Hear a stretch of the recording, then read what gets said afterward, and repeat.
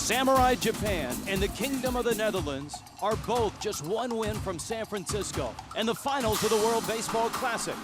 But the stories of how they've arrived at this moment are very different. Eighth inning drama has been Japan's style in this tournament. They've had nail-biting comebacks twice in the eighth. First against Brazil, and then 2 nights ago against Chinese Taipei. The Netherlands has been the most consistent team this tournament. Big hits, timely pitching, and a dynamic defense, turning a tournament record-tying 5 double plays against Cuba. 9 innings from now, one of these teams will have their ticket stamped for San Francisco. Just how they'll do it, the answer awaits in the Tokyo Dome.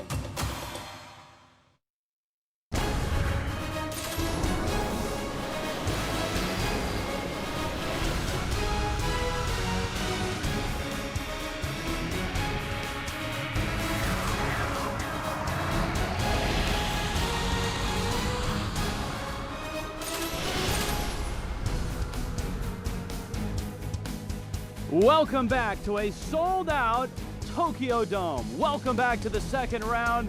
Tonight, Japan and Netherlands for a trip to San Francisco. Hi everybody, Rich Waltz along with Buck Martinez. 43,000 will fill this place. It will be electric, and at the end of the night, we'll have one team headed to San Francisco. And Buck, I think on paper, a lot of people feel it's the 2-time defending champs against upstart Netherlands. I don't think Netherlands is an upstart. I don't think they're a Cinderella. I think they're legit. Boy, they sure are, Rich. They hit just .216 in the first round, but they had some timely hits. In this round, the bats are starting to come alive. They scored 6 runs on 14 hits against Cuba, and they are legit. The star against Cuba, Jonathan Scope, Orioles prospect, and international heroics is nothing new to him. Boy, it sure is. And Jonathan Scope has really thrived on the big stage since he was a kid. He had the save in the Curacao victory in 2004 in the Little League World Series. In 2011, he beat Cuba for the gold medal, the first time the Netherlands won the gold medal in the World Cup. And in the first game in this round, he had a big 3-run home run, a 4 RBI night against Cuba once again. He loves the big stage. Japan has not been steamrolling people. In fact, they've had to scratch and claw to get wins. They play station-to-station baseball. To do that, you've got to have consistent hitters. Their most consistent hitter has been Hirokazu Ibato. Boy, he sure has. He's a 37-year-old veteran of 14 seasons here in Japan, and you need that experience to come through. And he did a great job for them as he was able to get a couple of big hits for Japan to push this game into extra innings. He tied it up with that hit with 2 outs in the 9th inning to send the game into extras, and Japan would win it in the 10th. He's a veteran that likes this stage as well, and he knows that Japan needs to come up with a big win tonight against the Netherlands. In that win over Chinese Taipei, this place almost fell apart. How does the Netherlands handle that tonight? Well, I think they're so calm and cool. We watched them in BP again tonight, and they take this just as another game. They're ready to take on Japan. They got to take on Japan, and they got to take on one of Japan's top pitchers in this one. One of the aces of Samurai Japan is on the mound. Kenta Maeda gets the ball. It's Japan, it's the Netherlands for a trip to San Francisco.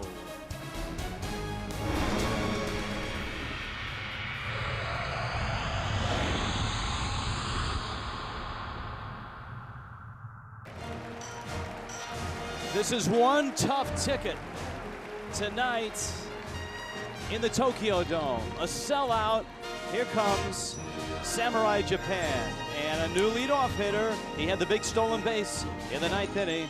Takahashi Toratani, Hirokazu Ibata, the DH, Seiichi Uchikawa in right, Shinosuke Abe, the captain, the catcher, Yoshio Itoi in center, Hayata Sakamoto at short, Sho Nakata in left, Atsunori Inaba, the veteran, at first, and Nobuhiro Matsuda is at third, and he will hit 9th.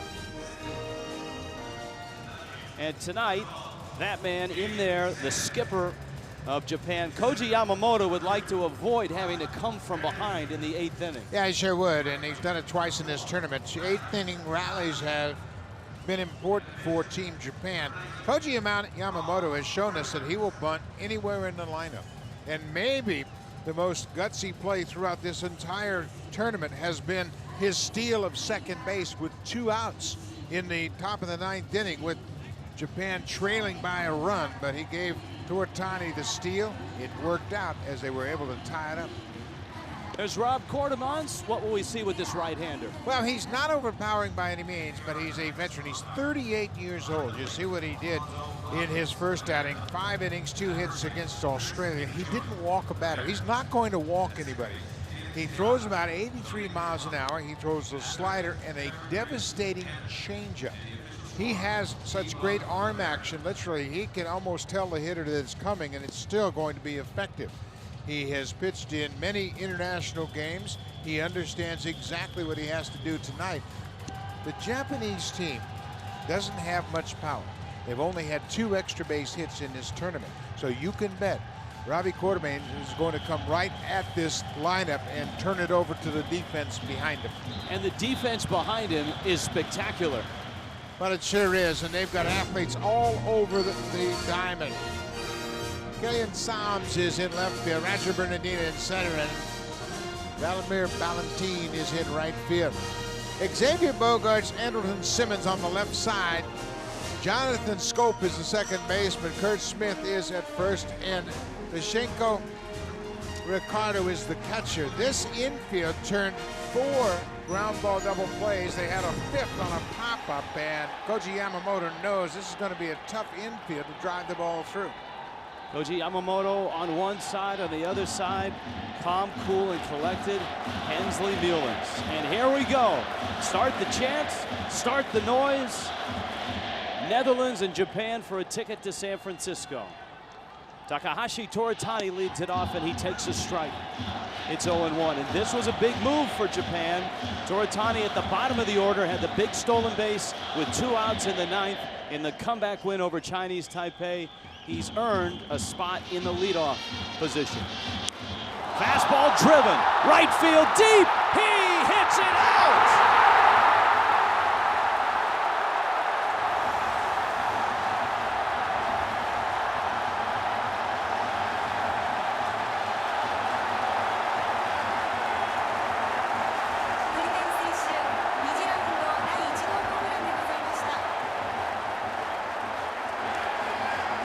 Takahashi Toritani goes deep, and Japan has a 1-0 lead. Koji Yamamoto has rolled the dice several times in this tournament, and tonight he put Toritani in the leadoff spot, and he delivers. The first home run for Japan in this tournament puts them on the board early. Well, there's the skipper that put him up in the leadoff spot, and now Quartermans working to hit.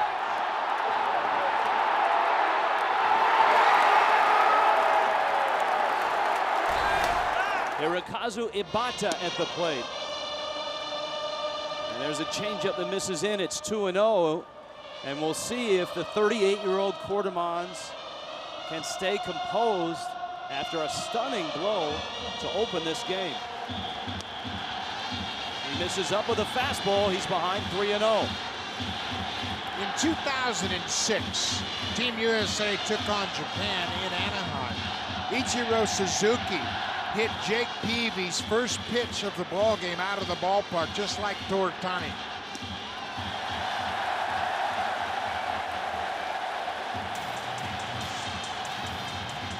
This is not how pitching coach Bert Blyleven drew it up. Leadoff home run. Ibata walks. There's Ichiro. Though he's not on the team, he's still here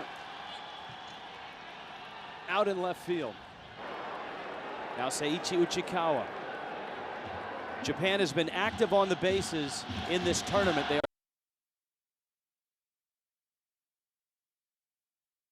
first average, his time to home below average. Runner bluffs. Strike 1. Plus the fact that his fastball is 82, 83 miles an hour. It just doesn't get to the catcher very quickly to give him a chance to make a quick throw. So Japan is going to pull out all the stops tonight.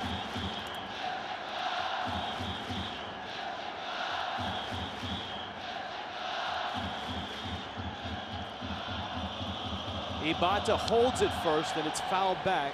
Cordemans is out in front, 0-2. To me, this game for Japan is their entire tournament. They win this game, they will seal their fate and guarantee themselves a ticket to San Francisco. Plus, they wouldn't have to take on Cuba tomorrow night.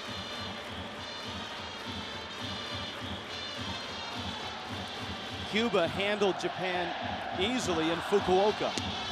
Got him, struck him out, looking. Uchikawa goes down. Home plate umpire is Alfonso Marquez of Major League Baseball. But this is the changeup. You see the fingers spread out over the baseball. Late movement. That's a great shot of that extension. Cordemans with the fastball release. The arm action tells the hitter fastball. He takes the velocity off it, and he gets Uchikawa with the strikeout. Shinosuke Abe, captain of Samurai Japan, MVP last year for the Yomiuri Giants, who won the Japan series. And he takes a mean rip and fouls it back to the screen. You just get the feeling that Abe is on the verge of breaking out. Yeah, he sure is. And he had a pretty good night at the plate in the series final in Fukuoka. Hit a couple of balls to the warning track. He had his first hit in the series last game to drive in a run. He's starting to show signs that his timing is coming around. Abe hits a fly ball, shallow left center. Sams comes in and he makes the catch. It's easier for the outfielders of the Netherlands here tonight than it was when they met Cuba 2 days ago. A sunny day, and the ceiling was a nightmare for everybody. It's a Teflon roof above Tokyo Dome. Yoshio Itoi. Itoi 4 hits in the Classic. He was 1 for 4 in the win over Chinese Taipei.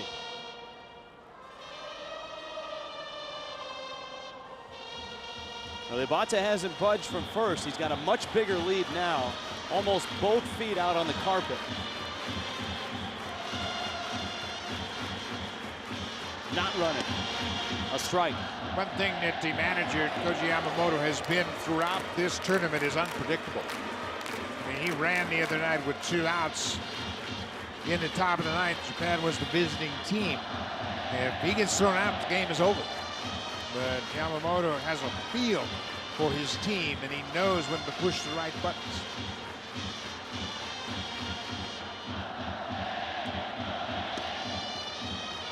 Another strike, and Cordemans has settled in.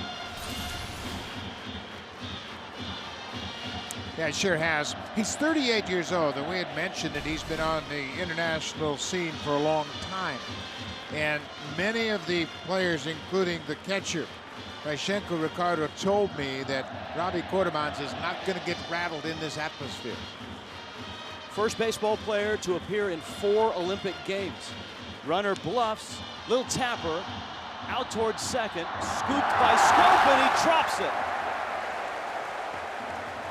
And the inning is still alive for Japan, and that means Cordemans has to go deeper here in the first. Well, we were singing the praises of the Netherlands defense, especially on the infield, and Jonathan Scope got handcuffed. That last hop looked like it surprised him, and it pops out of his glove. The inning stays alive. We have seen that throughout the course of the tournament. You make a mistake, the opponents generally cash in, and it's in a tough spot in their batting order. Young shortstop, Hayata Sakamoto. He has had a rough Classic. He's just 3 for 16, but Sakamoto, shortstop for the hometown Giants. This is his home ballpark. And there are 7 Yomiuri Giants on Samurai Japan. That's the official nickname of this team here in Japan. Sakamoto had a big RBI in the game against Chinese Taipei. He singled in the 8th inning to tie the score at 2-all.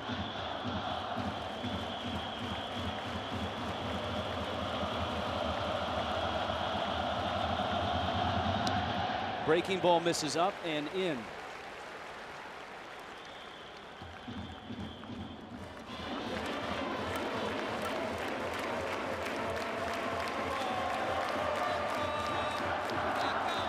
The World Baseball Classic not only has captured the minds and the hearts of fans here in Tokyo, all over Japan. Enormous television ratings for these games.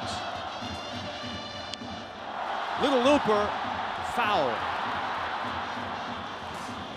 It'll be a challenge for these hitters for Japan to really slow down. I mean, Robbie Quartermans is going to throw changeup after changeup, and you've got to have a great changeup to throw them back to back. If you would compare him to a major league pitcher, a Trevor Hoffman, is there another guy you would liken him to? Well, the great Pedro Martinez had a terrific changeup, but his other pitches were much, much better than Quarterman's. The reason that it's so difficult to throw changeups back to back because of the definition is change of pace. 1-2 to Sakamoto. Ground ball. Simmons to Scope in time. Inning over. It took 18 pitches for Quartermans. The second one he threw. Toritani hit it out of the ballpark. Takahashi Toritani with a leadoff home run, and between innings, look who comes out, and his teammates stay behind. They let him come out to a rousing ovation. Little tip of the cap, long way to go, he knows. But a 1-0 start for Japan. And now the Netherlands stands in. Andrelton Simmons of the Atlanta Braves, Jonathan Scope, Roger Bernardino, the Washington Nationals, here in the bottom of the first. And a fastball from Kenta Maeda, one of the top arms in all of Japan. Maeda went 14-7 a year ago with a 1.53 ERA. Terrific start his first time out. He went 5 innings against China, allowed just 1 hit. Simmons takes a breaking ball high, and it's 1-1. He's not real big. He's just 6 feet tall, 161 pounds. And you see those numbers against China. He had an incredible year for Hiroshima last year. So much so that he won just about every award you could win for a Japanese pitcher. Yeah, he won the equivalent of the Triple Crown. He led the league in wins, strikeouts, and ERA. He was the Sawamura Award winner, the Japanese equivalent of the Cy Young Award. And he started the second game for Japan in the first round. And the scouting report on him is lots of sliders. But he throws a fastball that's drilled to center and deep. Itoye is back. He has room, and he makes the catch. At the track, Simmons gave it a ride, and there's 1 out. The starting lineup for the Netherlands, Simmons in the leadoff spot. Jonathan Scope had the big game against Cuba. Roger Bernardino of the Nationals. Vladimir Valentin, the 2-time home run champ here in Japan. Andrew Jones, the longtime major leaguer. Kurt Smith hit the home run that started things against Cuba. Xander Bogaerts, big-time prospect for the Red Sox. Kalian Sams is in left, and Dashenko Ricardo behind the plate. And here is Scope. Squares the bunt. There's the slider, and it's strike 1. Scope 3 for 6 in his last game. He's hit 2 home runs. He had 1 in round 1 and had a big 3-run home run against Cuba.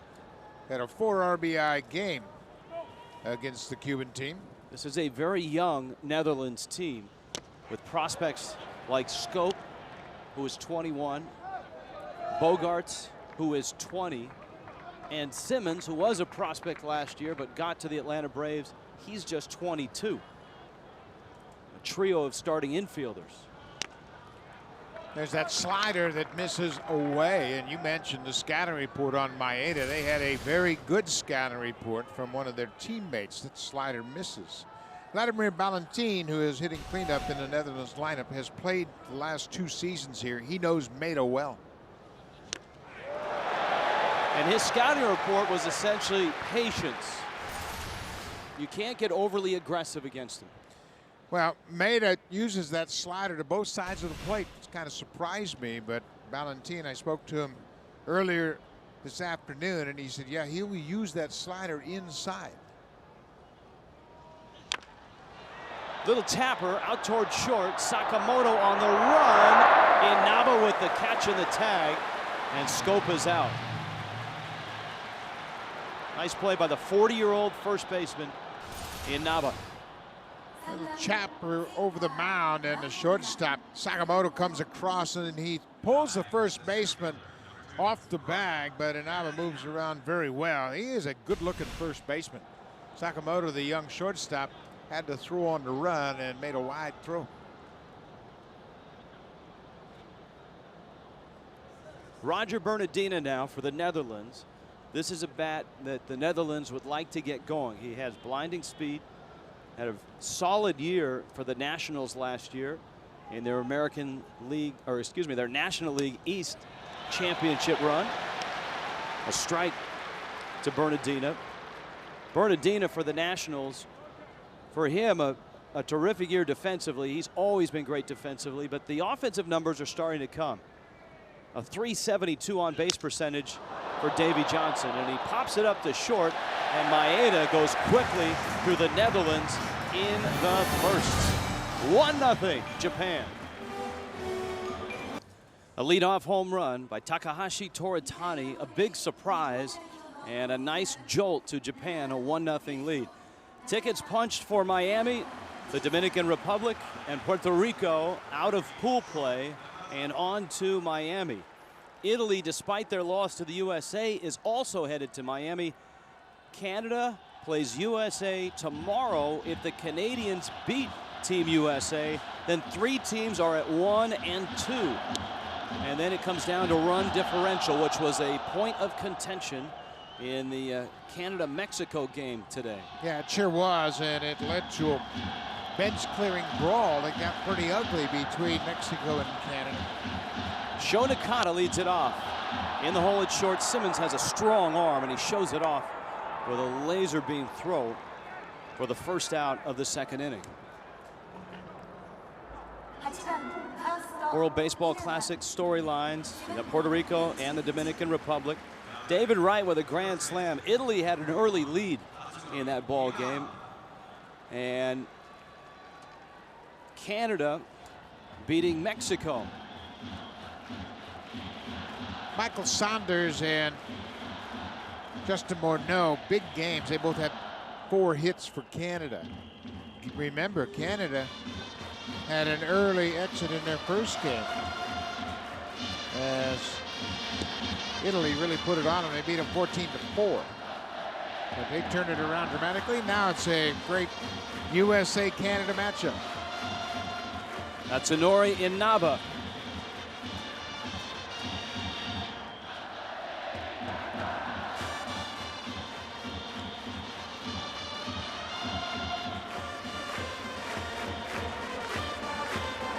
The Inaba shake.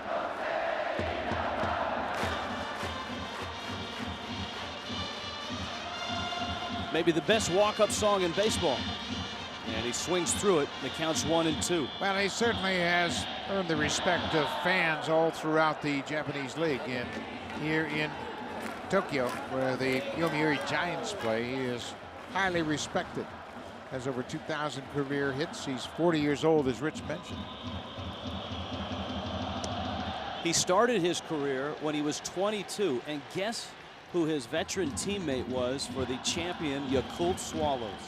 Hensley Mullins had a chance to reunite today during batting practice behind the cage, and Inaba came over to congratulate Hensley Mullins and reunite.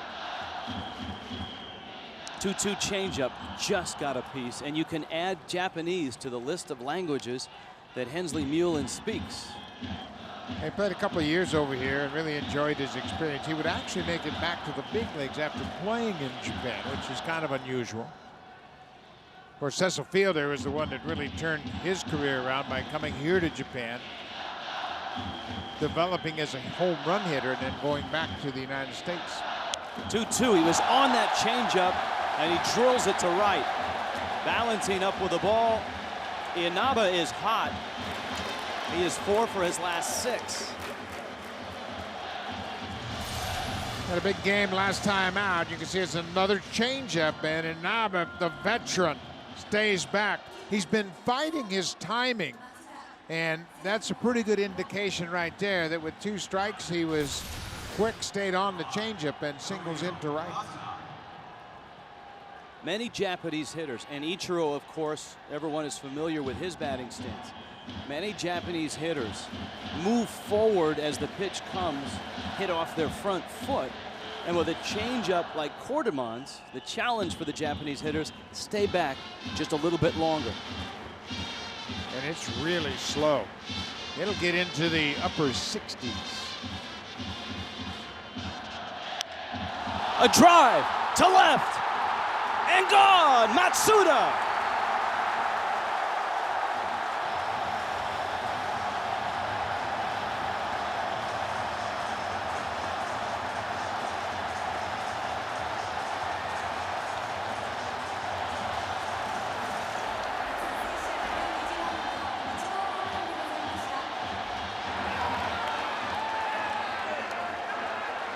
For a team that had not hit a home run the entire tournament, Japan has cranked 2 out of here and has a 3-0 lead. Now this looks like a high fastball that stayed up about letter high on the inner half of the plate, and Matsuda didn't miss it. Take a look at the extension as Matsuda's eyes lit up as that ball came toward him.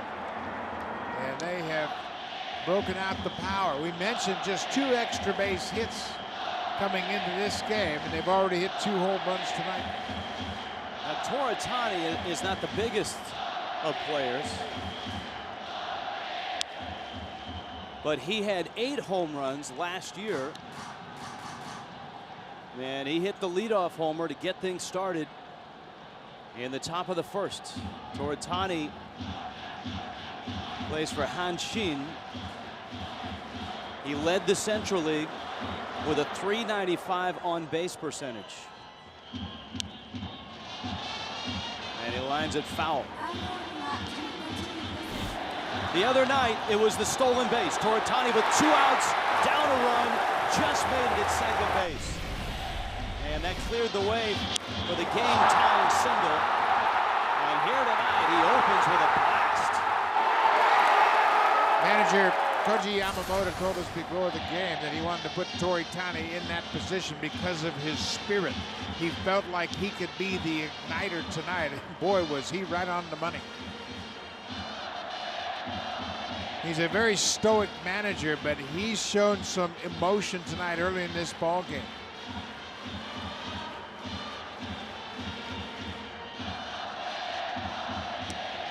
Toritani is also an Iron Man. He has played in 1,178 consecutive games, going all the way back.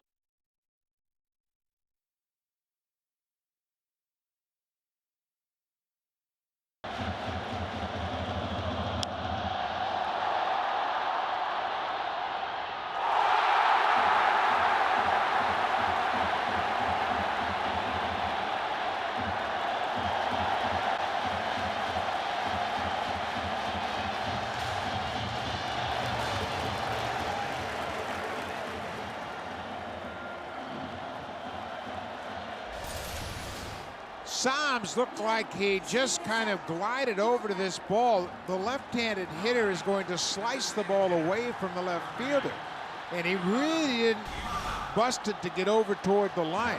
I don't think there's a problem with the roof. He may have not seen it because of the lights, but the way he went after it, it wasn't 100% effort. I'm just not sure if he saw it all the way. It goes as a double. Rob Cordemon's One of the best that the Netherlands has to offer, the 38-year-old change-up specialist, is getting hammered right now here in Japan. Ibata takes down low, and his pitch count has skyrocketed to 34. He has 80 pitches in this round, but you can ill afford to wait around for him to get it together. We'd mentioned Bert Blyleven, the pitching coach, has encouraged his pitching staff to be aggressive and throw it over, but that approach has not worked so far. Toritani, good speed at second. And Ibata takes down low. Boy, Ibata had just that enormous game against Chinese Taipei. He was 3 for 4. He tied the game in the 9th after Toritani stole the base. Ibata drove him home. He had 2 strikes on him, and he got a pitch and lined it over the shortstop's head.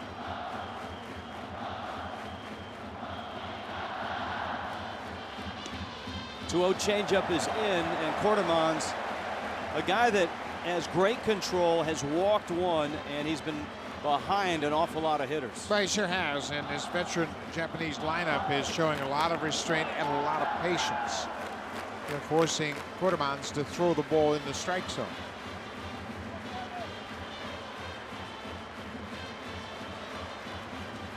Winner of this game is on to San Francisco. Loser of this game plays Cuba for the same right tomorrow night.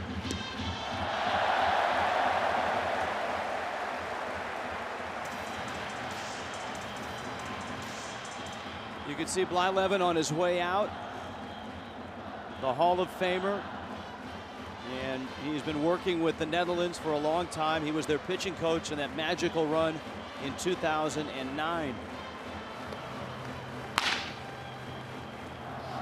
Tom Stoifbergen in the bullpen. He is a starter. He can give you extended innings if he's effective. Bert Blyleven always upbeat and positive, trying to keep his pitcher relaxed. We mentioned Quartermans is 38 years old. It's not like he's dealing with a ton of nerves out there. Right now, he's just trying to figure out how to miss a few bats.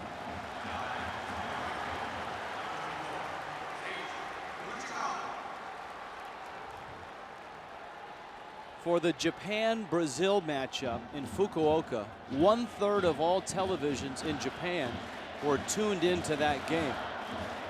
So you would expect, now that Japan has moved here to Tokyo, in the Tokyo Dome, and is 1 win away from going to San Francisco, those numbers, a 35 share, have increased. Do you know what a television executive in the United States would do for a 35 share?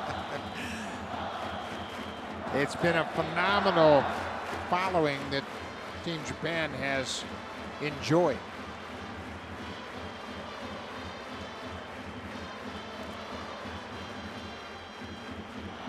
Changeup, driven, left center field. Bernardina back, that one is gone! Uchikawa!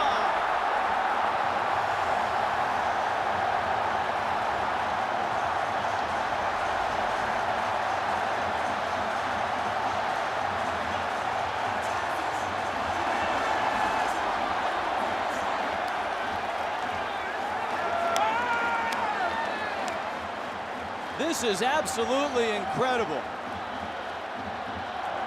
3 home runs, and they're not even out of the 2nd inning. Taiichi Uchikawa struck out in the 1st inning, and he wasn't too happy about it. But he gets his payback in his 2nd at bat to deep center field, a no doubter, and it's a 5-run inning for Japan. A team that has waited for the big bats to break out, and they have shown up early here tonight. At what point do you come get Quartermans? Yeah, it's getting close to that point. I'm sure that's why Hensley Mullins is waiting. He sent the catcher out to the mound. Stoifbergen, who is loosening up, is a starter. So traditionally it takes starters a little bit longer to get ready. 5 runs here in the 2nd, and here comes Hensley Mullins. And he can wait no longer. He doesn't want to let this game get out of hand as much as it is already. 6-0, Japan on top. Rob Quartermans has been knocked out of this ball game. Coming into this ball game, Japan had 34 hits and 32 singles. But here tonight, they have hit 3 home runs.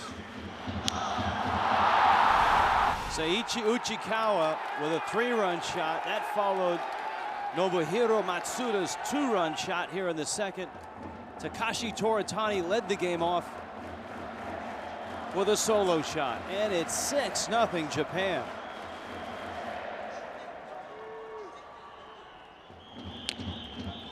Shinosuke Abe, the left-handed hitting catcher. Tom Stoifbergen, the veteran right-hander.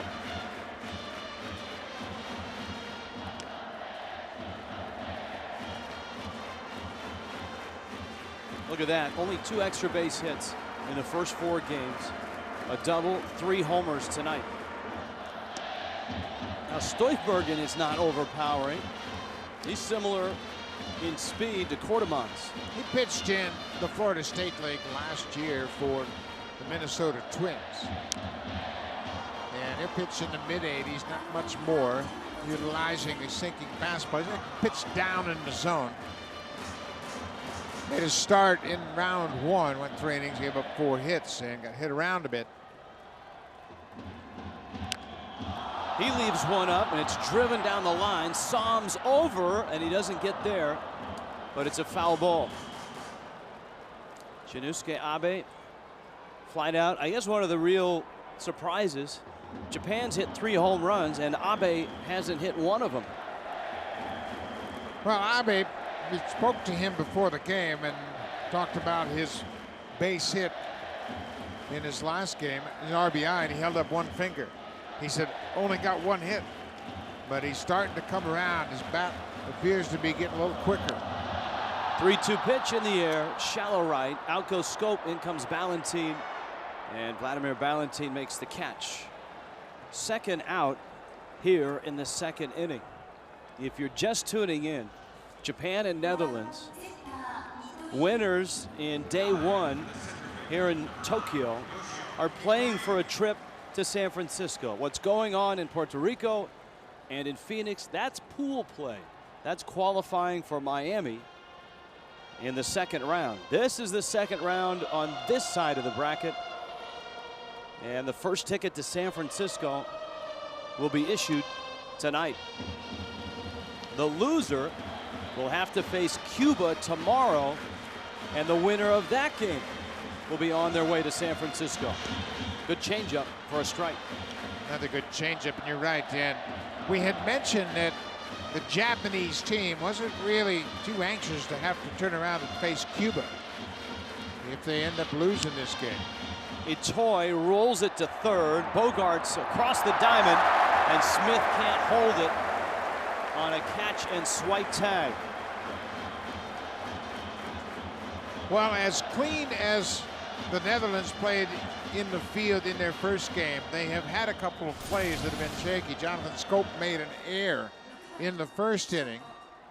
Kilian Psalms made a play down left field line where it looked like he misread a ball, and here a wide throw enables Itoi to reach first. It's going to go as an infield hit for Itoi. Hayata Sakamoto, the 9th man to come to the plate.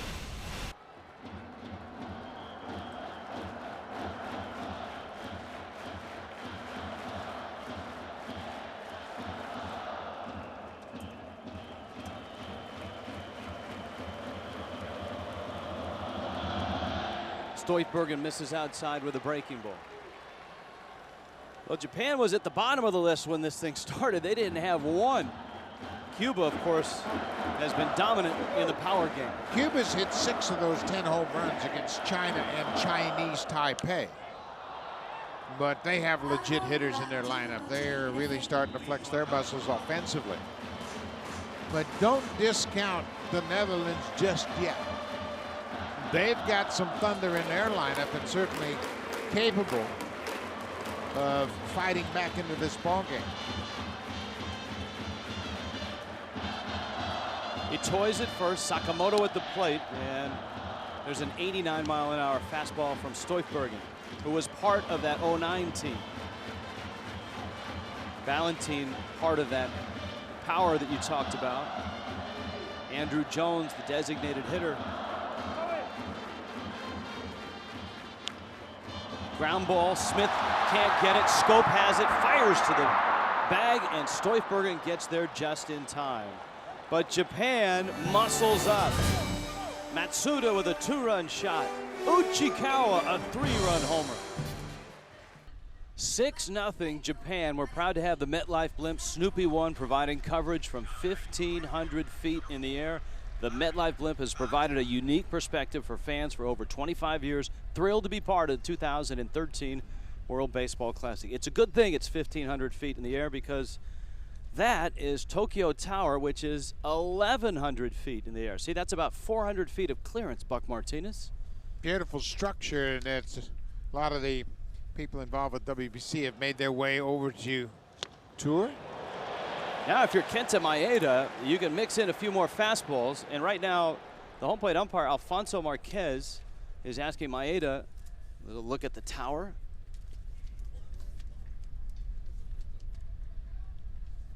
He asked Maeda to move the rosin bag off the top of the mound to the back of the mound. Just threw a fastball by Vladimir Valentin. And he's being aggressive, and why not with a 6-0 lead? We mentioned that Team Netherlands has a lot of power. They pounded out 14 hits, scored 6 runs against Cuba in their first game, including 2 home runs, and that was against Cuba's ace, Ismael Jimenez. Jimenez does a terrific job, and the Netherlands never even wavered against him. Well, the challenge is try not to get them all at once, which, if you've got a team with some power hitters, can be a challenge. There's the slider, and it's fouled back and out of play. One thing that this team has done on offense is they've shown a lot of patience. In the first round, they had 15 walks and just 13 strikeouts. And in the first game against Cuba, they had 4 walks, only 4 strikeouts. So they are patient. And that's the worst kind of power hitting team you can have. One that knows what they want to hit and is patient enough to get a good pitch. Valentin, Jones, and then Kurt Smith. The 2-2. Slider, no swing. That was unique in that Valentin is the one that asked for the appeal, the hitter. Yeah, you don't see that very often, but watch the reaction of the hitter. He checked it, and he says, yeah, just check down there with Chris Guccione. If you can beat the catcher to the punch, do you think you get a better result? Looked like it in that case. Here's a 3-2. Fastball, strike 3 call.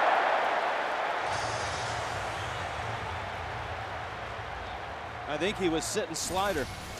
Well, it's a borderline fastball, and you can see Abe does a pretty good job of receiving it. Alfonso Marquez, the big league umpire behind the plate, rings up Valentin. That was borderline low, but then you get a look from the side, it's knee high.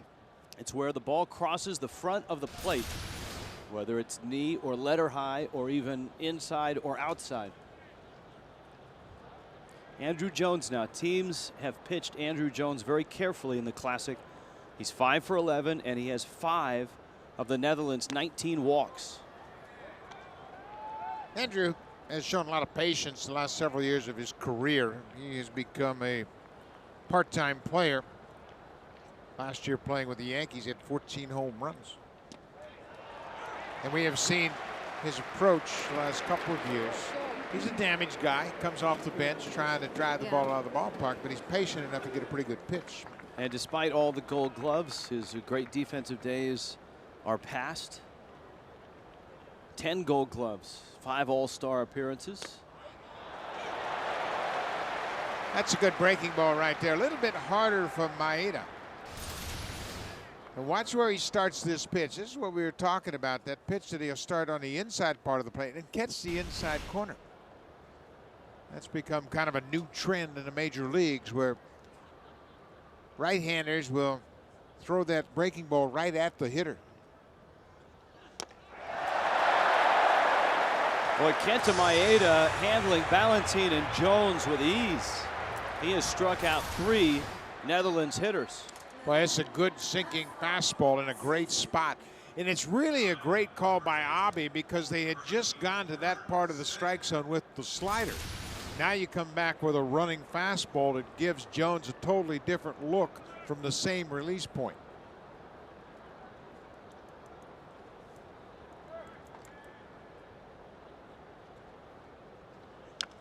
Kurt Smith now, and Smith fouls it back. Smith, a native of Curacao. He had the home run that got it started against Cuba. 2 for 5 in that ball game. He also doubled. He is playing for his country and he's playing for a job. He's looking for a major league organization that needs somebody at the AA or AAA level. He played AA with the Marlins last year. At this point, he's not got an organization. He's been focusing on the World Baseball Classic. So getting to San Francisco would be an awful nice thing to have on his resume. Yeah, there's a big contingent of Major League scouts. The Braves have 4 scouts here.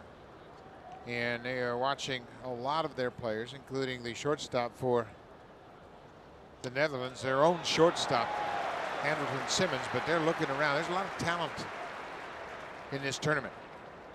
Well, Maeda might be a guy that profiles as someone who could help a major league club. 2-2. Smith reaches out and strokes it into center field, and Kurt Smith's nice World Baseball Classic run continues with a 2-out single to center. Well, that was the slider. That's normally what you're going to get with 2 strikes from Maeda. And watch the effort by Kurt Smith. This ball is down and away, and he takes the top hand, extends that bottom hand through, and gets just enough of it to drive it into center. So Smith is aboard. Xander Bogaerts now, the top prospect for the Boston Red Sox, stands in. Bogaerts playing third base. He and Jonathan Scope are both shortstops who have moved to other positions, with Andrelton Simmons at short. The Netherlands has 2 other fine shortstops in their system. Jerkson Profar of the Texas Rangers is not on this team, and Didi Gregorius of the Diamondbacks is injured. So they got a host of options at shortstop as they continue to think about international play. A pair of arms ready in Japan's bullpen. Koji Yamamoto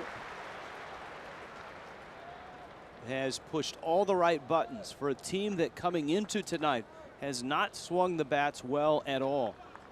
Yamamoto has really had to create offense sometimes out of thin air. 1-1. Well, Yamamoto is a great baseball man. He's in the Japanese Hall of Fame. He was a Gold Glover. He had 536 home runs as a player. And he really understands the game. You can sense that he is in total control in that dugout during the course of the game. We mentioned the 2-out steal he put on to allow his team to tie up the game in their last game in a 1-run game. 1-2 pitch. Got him. Kenta Maeda punches out 3 hitters here in the second. He has struck out 4, and Japan is up big. Now this is a surprise. Japan has hit 3 home runs, has a 6-0 lead. Winner of this game goes to San Francisco. Loser takes on Cuba. Here's the bracket. We're in game 4 right now. Cuba awaits the loser, and the winner of that game tomorrow night also goes to San Francisco. So if you're the Netherlands and you fall down big here, you want to conserve some arms, because Cuba actually has the day off in preparation for tomorrow's game. And they're going to use a different starter in that game tomorrow night. They're going to use Vladimir Garcia. We saw him in relief. He is not one of the 3 starters that we have seen so far. We've seen Ishmael Jimenez, we've seen Danny Betancourt, and Wilber Perez. So it'll be a different starter for Cuba in tomorrow night's game. Sho Nakata, Natsunori Inaba, and Nobuhiro Matsuda against Tom Stoifbergen. And if you're a fan of the Netherlands and you just tuned in and you thought Rob Kortemans was supposed to start the game, you're right, he did, but he's not in there anymore. Stoifbergen has had to come in relief. This fastball beats Sho Nakata badly. That ball was well by him, and maybe he was looking for one of those off-speed pitches because he was a day late with that swing.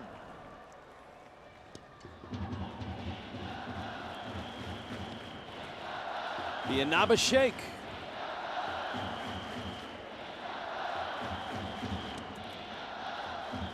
Natsunori Inaba, early in the tournament, we talked to him and commented about his swing, how good it looked. He says, yeah, but I'm not getting any results. And all of a sudden, the results are starting to come. He had a 3-hit game his last start.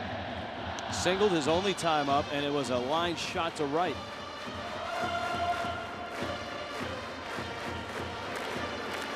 You can't go anywhere in Tokyo right now without running into a bunch of people wearing Team Japan jerseys, Team Japan caps. Heck, even the manager, Koji Yamamoto's jersey is on sale and a hot seller right now. Yeah, it sure is. Number 88. That jersey top is displayed all around this ballpark. He has been a very popular manager. And remember, there's a lot of pressure on Yamamoto. Japan has won the first 2 tournaments, and they want to make it 3 in a row. And they don't have the contingent of major league players they've enjoyed in the first 2 tournaments. No Daisuke, no Darvish, no Ichiro. No problem, though, here tonight against the Netherlands. So far. Top of the 3rd, a lot of baseball left. And that's why Yamamoto had his bullpen up. Even though the starter, Kenta Maeda, has allowed just 1 hit. Inaba is now 40. We told you that he and Hensley Mullins were teammates in '95 for the champion Yakult Swallows. And we were talking to Mullins when Inaba came over, and he talked to us. And after he left, Mullins looked at us and said, how in the heck is that guy 40? He looks just like he did when he was a rookie. Inaba! Oh, they're going to shake now.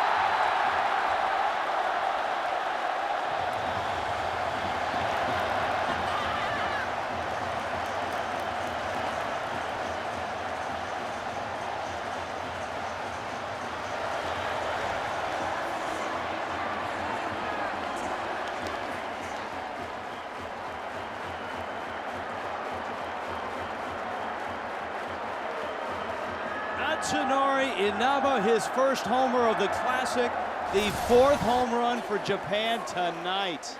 Inaba's 2 for 2, and he looks like that timing is right on the money. That ball was out over the plate. A running fastball that stayed up, and Inaba is starting to heat it up.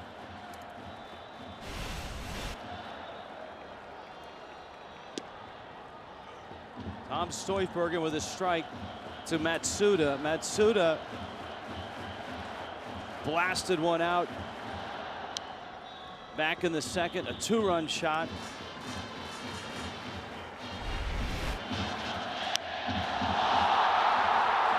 Matsuda knew it immediately. Ball was on the inner half, but about lettered high, and there's a guy that knows home runs, the manager for Team Japan. And you're talking about guys that are not home run hitters. Matsuda had 9 homers last year. Toritani had 9 homers. Uchikawa had just 7 homers last year. Roller with Simmons behind the bag, quick release, and gets the out. Well, we mentioned earlier that I don't think Japan really relished the thoughts of going up against Cuba in a winner-go-home situation, and that would have been the case if they lose this game. So those bats have come alive tonight.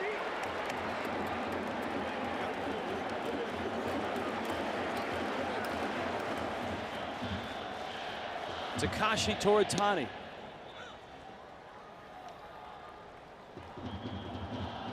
He opened things with a surprise home run. And then doubled down the left field line.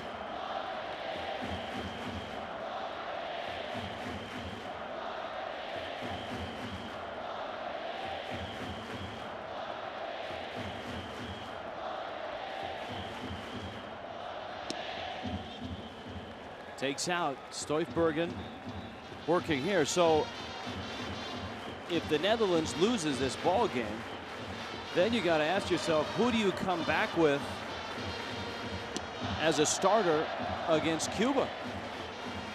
Yeah, and that's a big question. And you made a great point earlier, is at what point do you think about conserving your pitchers and lining things up for tomorrow? I mean, you never want to think about game being over in the bottom of the third. But Japan has pitching, and they've got a lot of it. They have 13 pitchers on their staff. 9 of those 13 pitchers are starters. So there are plenty of arms that can give you multiple innings if you're Team Japan. Well, the Netherlands cannot use Diegomar Marquel. He was the starter in the Game 1 win over Cuba. They can't use Rob Quartermans. He threw 39 pitches, so by rule, he cannot pitch tomorrow. Stoifbergen is another guy they could turn to, but he's in the game right now. And Stoifbergen's pitch count is over 30. He can't pitch tomorrow. Yeah, and now it's just a matter of trying to manage this game and keep it as close as possible without going to matchups. Fastball gets a strikeout, but Atsunori Inaba gets the 4th home run for Japan.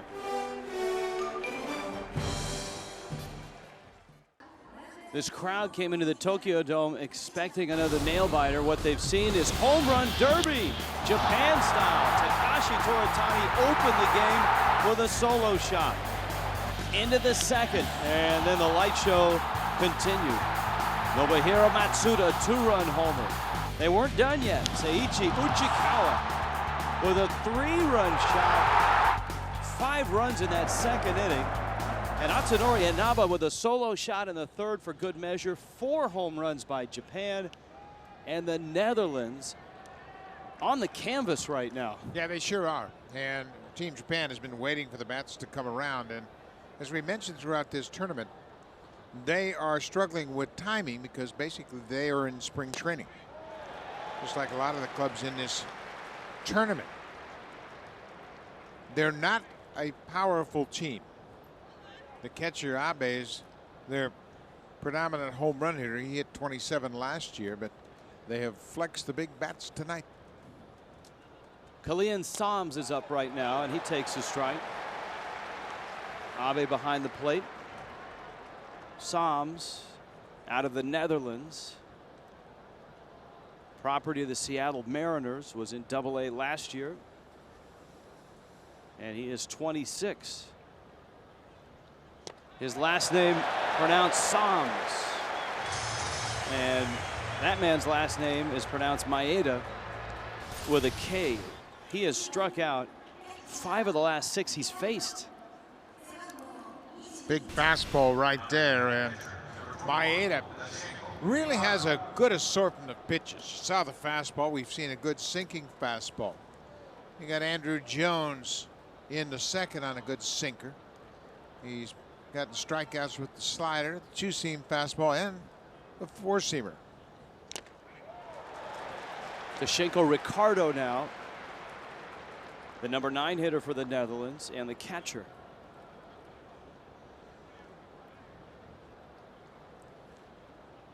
Maeda's pitch count at 35, manageable here, although Japan did have a couple of arms up in the pen early.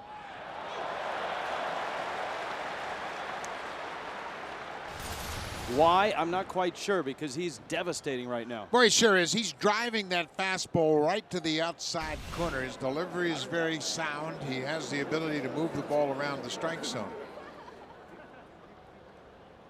0-2. goodness. He is carving up the lineup for the Netherlands, and that's a wicked slider. That was the pitch that they had on their minds when they started this ball game. Ricardo chases it down and away. Tight spin, late break, and he can spot it very effectively. Short guy throws hard and has lots of sliders. Slight of build. He's only 161 pounds. If you got a major leaguer you would compare him to now that you've seen him a couple of times? Well, it's hard to say. A couple of outings. First outing was against China, and that's not a real good matchup to get an evaluation. This is a much better lineup he's facing tonight, and he's just setting them down in order.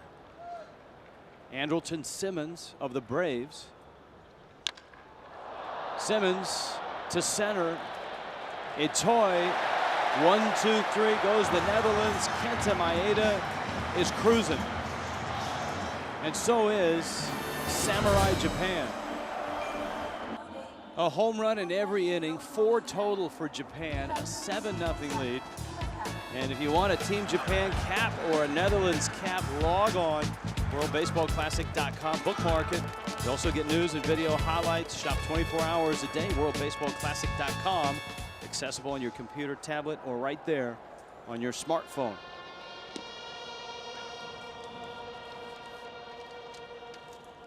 Into the fourth, Hirokazu Ibata.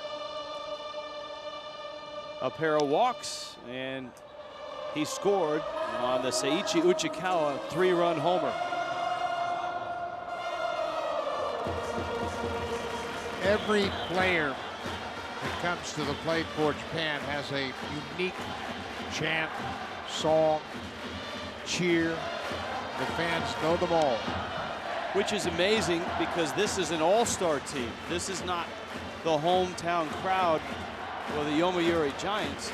These are players from all over the Japanese league.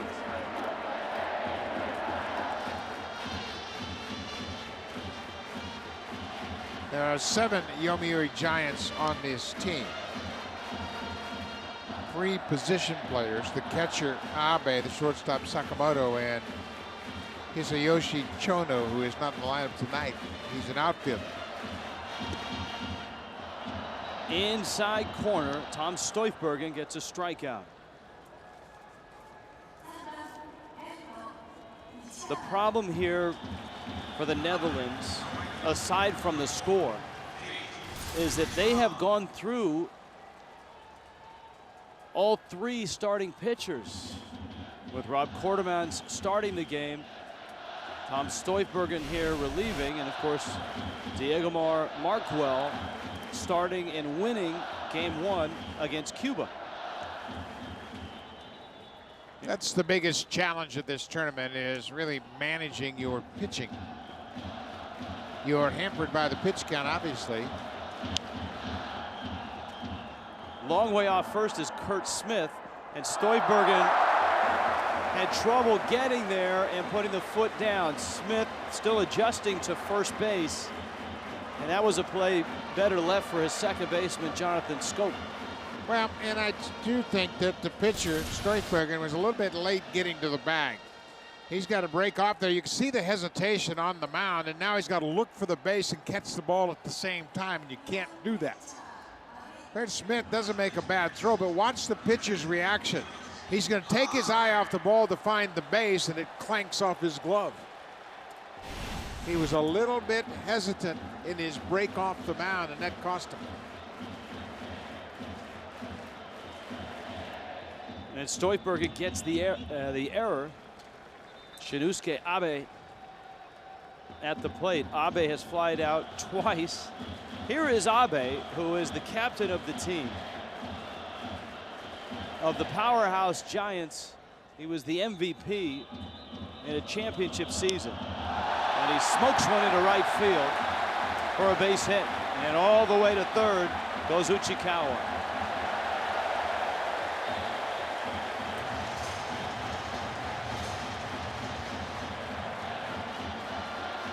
And Abe with a little tip of the cap. Now the pitcher limitation use, the key number here is 30.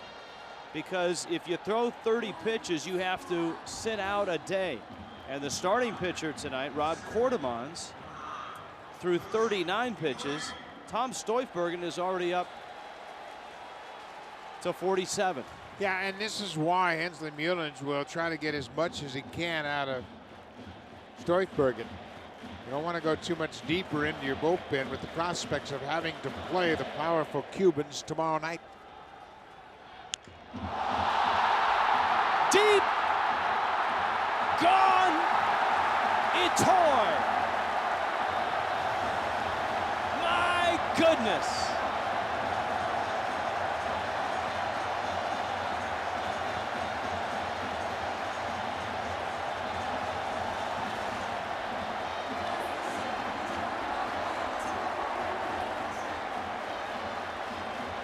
Who would have thought that Japan would slug 5 home runs in the first 4 innings and have a 10-0 lead over a very good Netherlands team? We never saw this coming.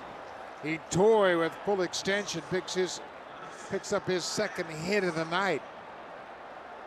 And we had talked about this team not having extra base power, and they haven't shown any kind of power coming into this game, but boy, have they busted out tonight. This was a huge game for Japan. And Koji Yamamoto.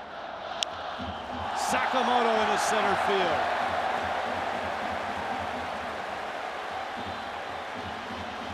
I know it's the 4th inning, but I would suspect that around Japan, there are baseball fans right now on the internet looking for good fares to San Francisco. That's what would happen if Japan wins this game.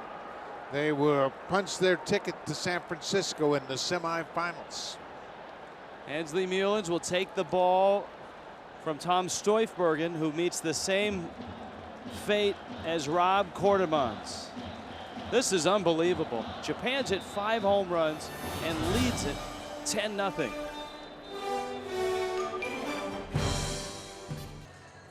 Boy, who would have thought we've been going over this in this ball game in the top of the 4th inning. A game can be terminated if a team's ahead by 15 or more after the 5th, 10 or more after the 7th. And right now, Japan has a 10-run lead over the Netherlands on 5 home runs, 10 hits, and the Netherlands has but 1 single.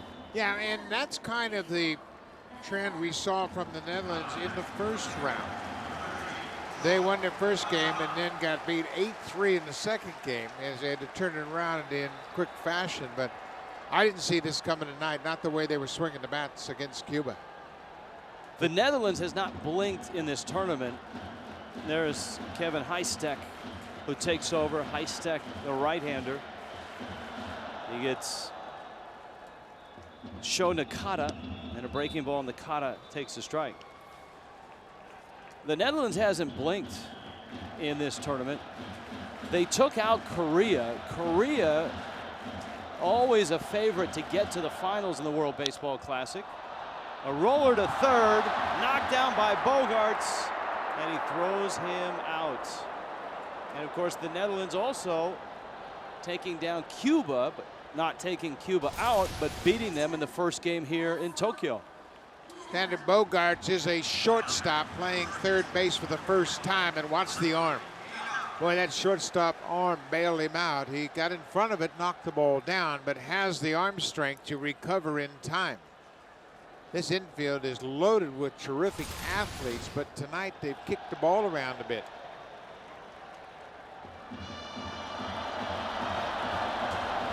Here's Inaba, and here comes the Inaba shake.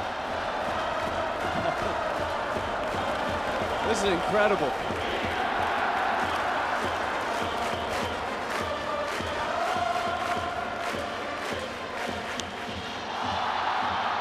In the air to center, no shaking anymore. As Bernardina squeezes it. 3 more runs on another homer. Japan all over the Netherlands. 10-0. Well, you've got a home run in every inning for Japan. They've hit 5, and you've got 5 strikeouts from Kenta Maeda. Maeda's had everything working tonight. The two-seam fastball gets Andrew Jones. The curveball gets Xander Bogaerts. He has used the fastball, the slider very effectively. Hasn't walked the batter. He gave up just 1 single. That was a 2-out little humpback liner into center off the bat of Kurt Smith. That's the only hit that the Netherlands has been able to collect. This is the second time through for the Netherlands order. Jonathan Scope, Roger Bernardina, Vladimir Valentin in the 4th. I'm sure many on the East Coast are waking up, turning on the television thinking, hey, I want to see this Netherlands team and Japan, and maybe rubbing their eyes and blinking at the screen going 10-0? Yeah, it's a big surprise. Obviously, the way that the Netherlands team beat around the Cuban pitching to the tune of 6 runs and 14 hits. In that game, not only did they get 6 runs on 14 hits, but they were just 3 for 16 with runners in scoring position and stranded 14. But it just speaks to how dominant Kenta Maeda is. Bernardina on deck.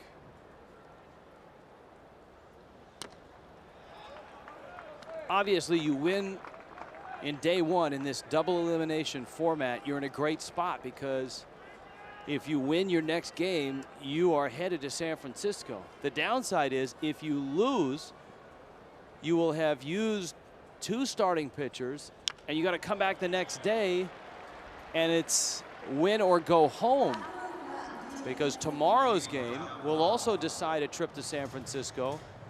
Cuba will be waiting. Well, and the problem for the Netherlands is they've used all 3 of their starting pitchers in the first 2 games. And none of those 3 pitchers will be eligible to pitch in tomorrow night's game. Scope goes after a breaking ball and fouls it back and out of play. And Maeda has been dazzling, living up to his 2012 season. His ERA last year, Maeda's 1.53. And as Buck pointed out, a Triple Crown winner. He led in wins with 14, with strikeouts, and an ERA. And he threw a no-hitter last year, the first no-hitter in Japanese baseball in 6 years. Yeah, it was a pretty big year for Kenta Maeda. 2-time All-Star. Made the All-Star team for a 2nd time last year. Hit hard on a hop.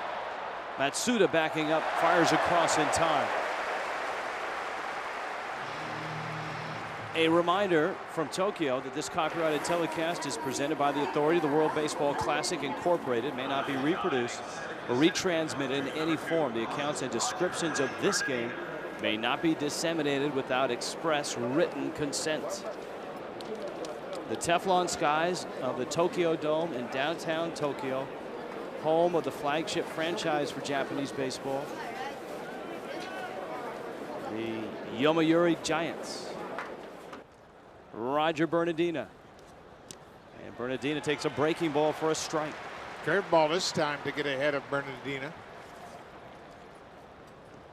We came over here expecting to see Tanaka, the big pitcher that was the talk of this tournament early on.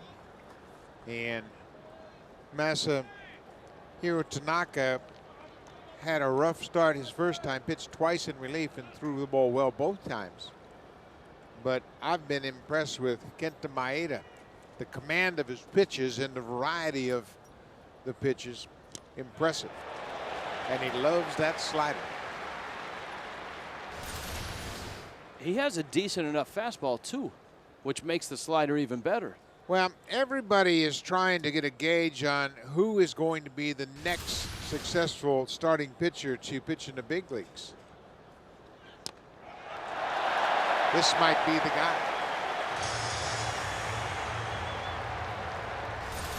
Six strikeouts now. Everybody saw the rookie Yu Darvish come over to the major leagues and pitched so well for the Texas Rangers and got better and better with each start. But it's hard to compare Maeda to Yu Darvish. Darvish is 6'5", a big guy. Vladimir Valentin. And Valentin swings and misses. See, I think that's the biggest challenge for scouts when they come over here to Japan to try to figure out whether or not a pitcher will translate back to the big leagues, because you're not facing big league hitters. Is it tougher to scout Japanese pitchers or Japanese position players? Well, that's a great question. You look at the scouts behind home plate, they're really focused on Maeda. But when you think about who has had the most success in the major leagues, obviously Ichiro Suzuki has had the most success. But the most successful pitcher has been Hideo Nomo. And he was a terrific pitcher for a long time. Daisuke Matsuzaka, who signed with the Red Sox, now trying to hook on with the Indians, has had his moments, but he hasn't been as consistent as Nomo. Big breaking ball for a strike. Hideki Matsui, of course, a World Series MVP and one of the power hitters that came over from Japan and had success in Major League Baseball. Yeah, and it's funny, but most of the players that have had success have been outfielders. The infielders haven't been able to really make that transition. Kenta Maeda is dominating the Netherlands. 7 strikeouts, 1 hit through 4 innings. And Japan, 10-0. Great to have Snoopy 1, MetLife's blimp above for over 25 years. The MetLife blimp has provided one-of-a-kind aerial coverage of sporting events, and thrilled to have him here in Tokyo for the 2013 World Baseball Classic. That is the Tokyo Gate Bridge, known as the Dinosaur Bridge, because the trusses resemble a dinosaur. Here, we're in the Tokyo Dome. We went over the Rainbow Bridge on our way in from the airport here from Fukuoka. On to the 5th. Now, some changes for the Netherlands. Mirandel de Caster is at 3rd base.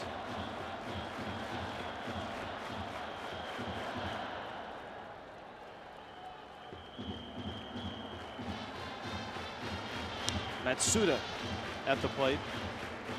When you get a 2-run homer from your number 9 hitter, you know you're in good shape. And Matsuda banged one out in the 2nd. A pair of 3-run homers in this game. Seiichi Uchikawa and Yoshio Itoi. Solo shots by Takashi Toritani and Atanori Inaba. And Matsuda with a 2-run homer. And he's way out in front with that big breaking ball from Kevin Heistek, the 3rd pitcher to work for the Netherlands. Matsuda did not start in this opening game of this round, and he delivers in his first at bat a 2-run home run. This time he chases a slow breaking ball well out of the strike zone, but Koji Yamamoto made a couple of key moves tonight, putting Takashi Toritani in leadoff spot, and he jump-started the offense with the first home run in his first at bat. 2nd pitch that Toritani saw, he knocked out of the ballpark, hit it deep into the seats in right. Toritani would double in the 2nd. He struck out in the 3rd. It's an 0-1 pitch, and he lost it. And it's funny how a ball like that, a swing like that, sets the tone. We saw that with the Netherlands and the Kurt Smith home run against Cuba. Yeah, it just creates a much more relaxed atmosphere on the bench. You can bet on that. And the big talk has been, where's the power? Where's the power? Only 2 extra base hits prior to this game tonight, and they really broke out in a big way. Both of those hits were doubles, and they were both hit by Yoshio Itoi. 5 home runs.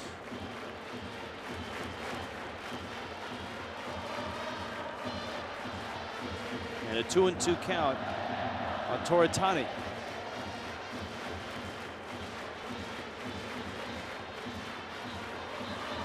Japan right now, a 10-0 lead. Strike 3 calls. Alfonso Marquez rings him up, and Heistek has a pair of strikeouts here in the 5th. Fastball that runs out to the outside corner. Alfonso Marquez liked the pitch, calls it strike 3. It's back-to-back strikeouts.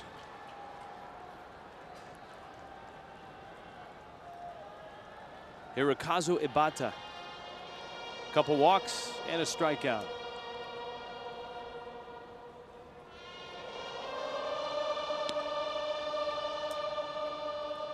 Ibata's 37 years old, and he gets a lot of respect from the baseball fans here in Tokyo. I think he has the coolest start to his song, aside from the Inaba Shake. Into right center field. And they'll keep singing as Ibata is into second base with a double.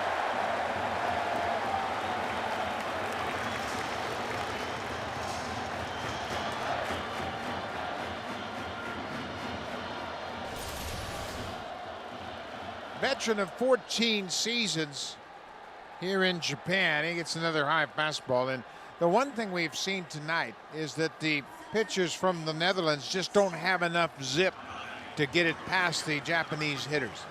Their fastballs mid-80s best, and Team Japan has done a great job of staying back, not really worried about being overpowered by the fastball. Some scouts will say that Japan in batting practice has a different approach than they do in the game. Batting practice, they'll hit home runs, drive the ball, whereas in the game, not so much. Not tonight. Tonight, it looks like their batting practice. And it's taken them a while to really get everything going. But now they've got to be much more confident. 10 runs on 11 hits and 5 home runs. Well, remember, they had to deal with Chin-Ming Wong 2 nights ago. Knocked down. Simmons drops it.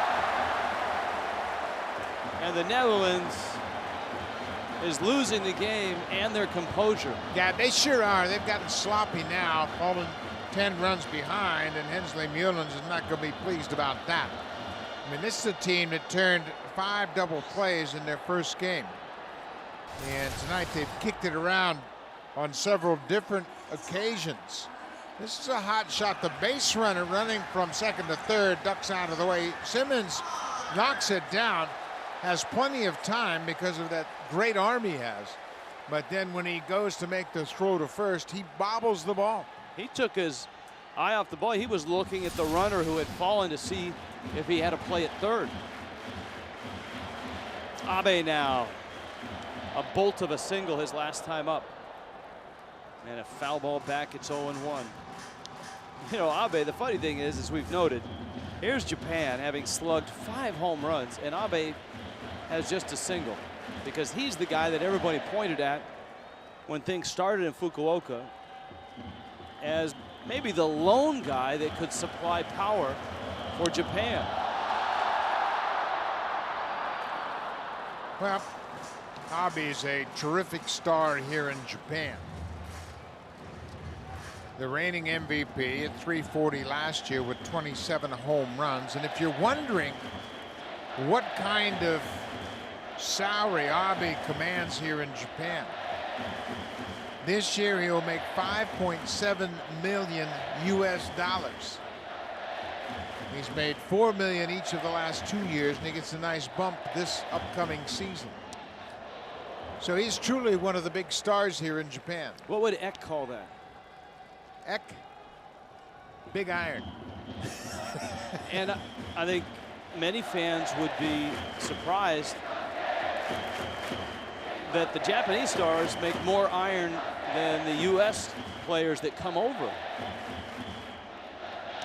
Yeah, and it's something that's changed dramatically because of the popularity of baseball here in Japan. You talked about the great television numbers. They're generating a lot of revenue. Their Players Association has become very organized and very effective. And there are many players in the Japanese Professional League, the Nippon Professional League, that are making a lot of real nice contracts. Abe is he's the Buster Posey of the Yomiuri Giants, the MVP catcher of a championship team. Well, he's a leader. He's the captain of Team Japan.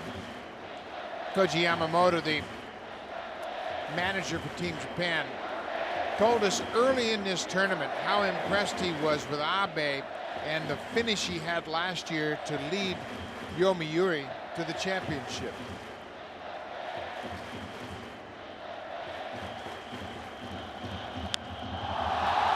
Hanging breaking ball, and Abe punishes it. Down the right field line, Abe's on his way to second, RBI double. It's 11-0.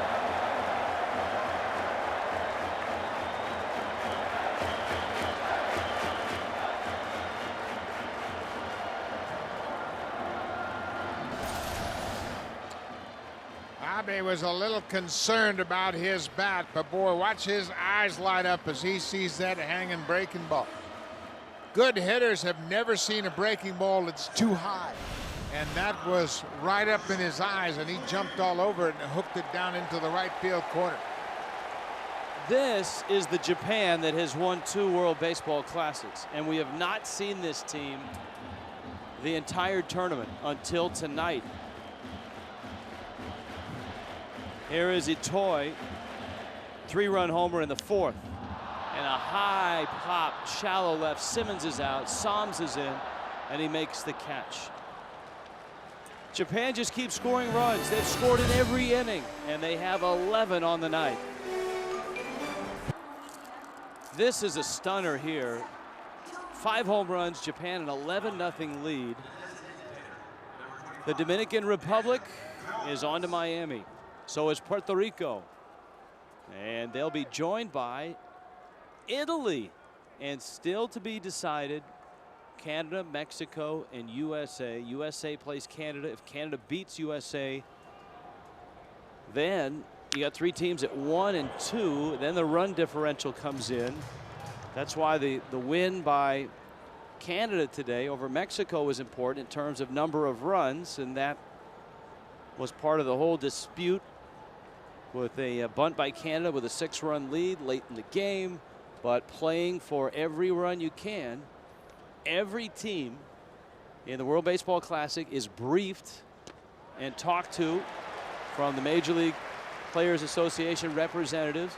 Phil Bradley is here for this venue, and they are told you're going to see things in that first round. Not here, this is double elimination, but in pool play you will see things that you don't see normally, and that is teams that have big leads playing for more runs. Yeah, especially for major leaguers.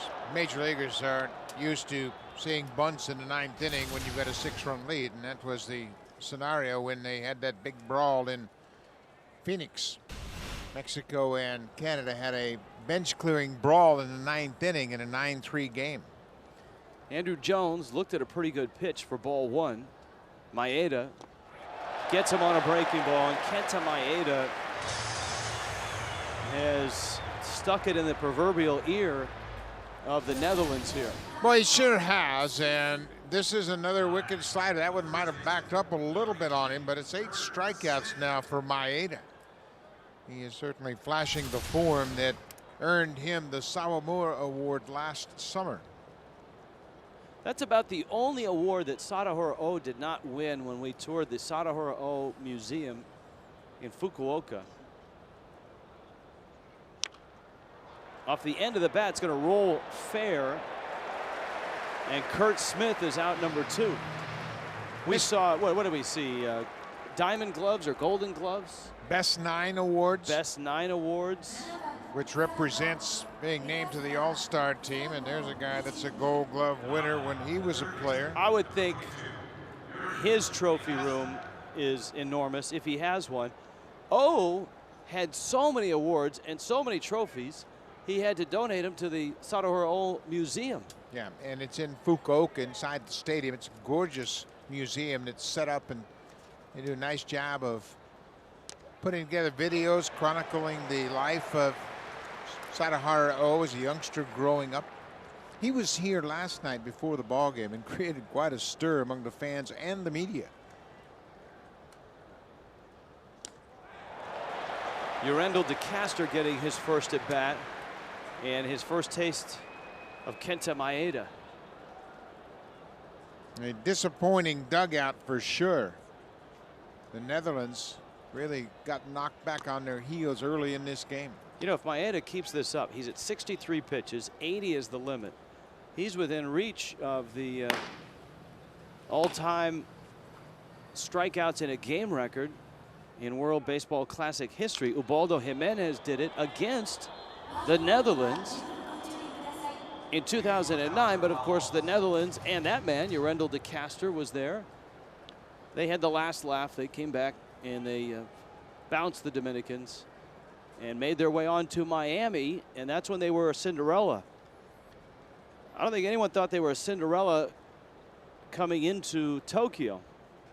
Underdogs, certainly to Cuba, but they beat Cuba. They've run into a buzzsaw here in Japan. Isn't it interesting how everybody ridiculed Victor Mesa for his comments after his team lost to the Netherlands when Mesa said, "I don't think they're that good." And everybody kind of shocked with Mesa and his frank comments, but now it kind of shows up here, and Team Japan has had no problems whatsoever. And now Mesa's team looks like they're going to take on the Netherlands tomorrow night. DeCaster goes down. 9 strikeouts for Maeda. 11-0 Japan. Is that a cool logo or what? Samurai Japan. That is the nickname of Team Japan. Tokyo Dome. I think the fans here, as happy as they are just as surprised as everybody else that Japan has hit 5 home runs, has an 11-0 lead, and comes to the plate in the 6th inning.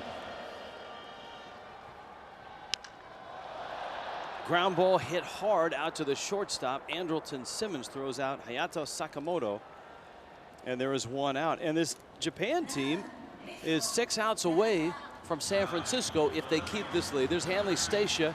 He's coming to the ball game at second base. Yeah, that mercy rule, if you will. A 10-run lead after 6.5, after 7 for the home team. Yeah, the Netherlands is going to get at least 2 more at bats. But it should set off quite a celebration with Japan headed to San Francisco. Kurt Smith over, and it's out of reach. And you know what? That was in doubt. It was in doubt when they were trailing Brazil in the 8th inning in Fukuoka. It was in doubt when they were trailing Chinese Taipei in the 8th, and then again in the 9th. But here tonight, there's been no doubt. Takashi Toritani erased any doubt with a leadoff home run. Well, he sure did. Yeah, this is a different ball club. We mentioned that the major leaguers that have played in the WBC before for Japan opted not to play. Ichiro Suzuki had played in both tournaments before, and he said after the last tournament that he was done. Yu Darvish chose not to He looks play. pretty happy in that shot. Out in the right field, it's going to fall for a base hit.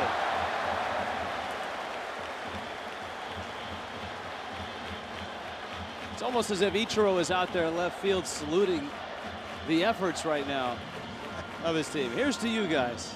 Well, he is an icon here and a baseball idol, and deservedly so. Phenomenal player that had a great Hall of Fame career here in Japan, and he's closing in on a Hall of Fame career in the major leagues.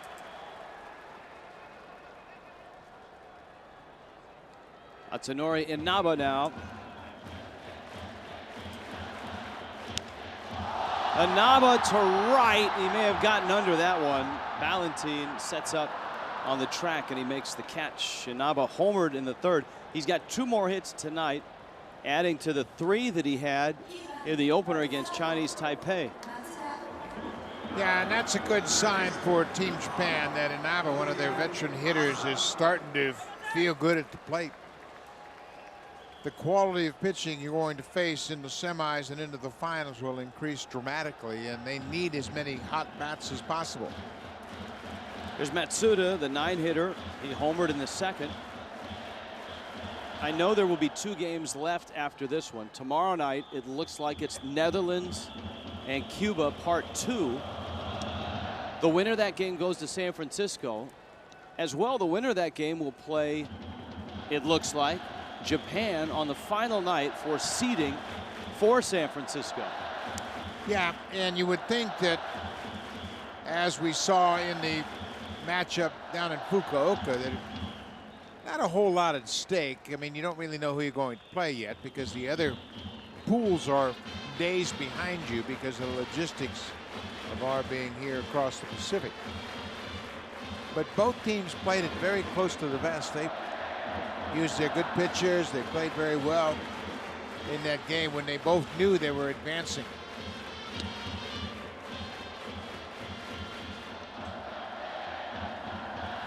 Kevin Heistek had to come in.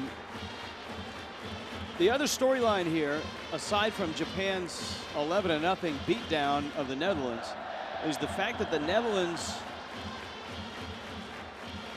had to use 2 starting pitchers in this ball game. Rod Kortemans, who started the game, went over 30 pitches. He can't pitch tomorrow. Tom Stoifbergen, who's the number 3 starter, he came in, and in 2 innings, he was well over 30 pitches. He can't pitch tomorrow. So the Netherlands is going to have to find someone to throw. They're down to either their 4th starter or everybody else they've got left against a must-win game with Cuba tomorrow. You saw Barry Van Driel loosening up in the bullpen, and he did not pitch in the first round. Bert Blyleven, obviously he and Hensley Mullins have had conversation during the course of this game about how they might conserve some of their more effective arms for the matchup tomorrow. 3-2. Runner goes. Driven to left, hit well. Soms won't get it. Off the wall. Round third. Here comes Nakata. Matsuda drives in another.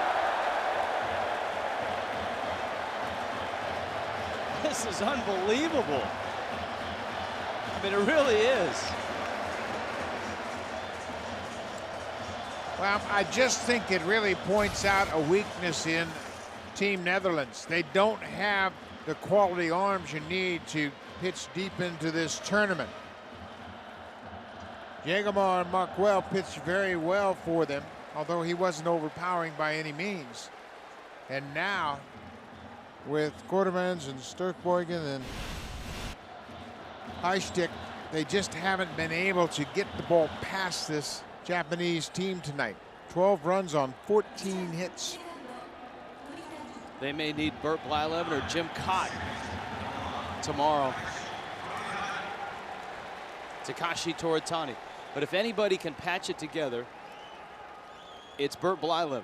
He did a masterful job of that. They didn't have a lot of pitching in '09 when they knocked off the Dominican Republic. And remember, they had to beat the Dominican Republic twice in Puerto Rico.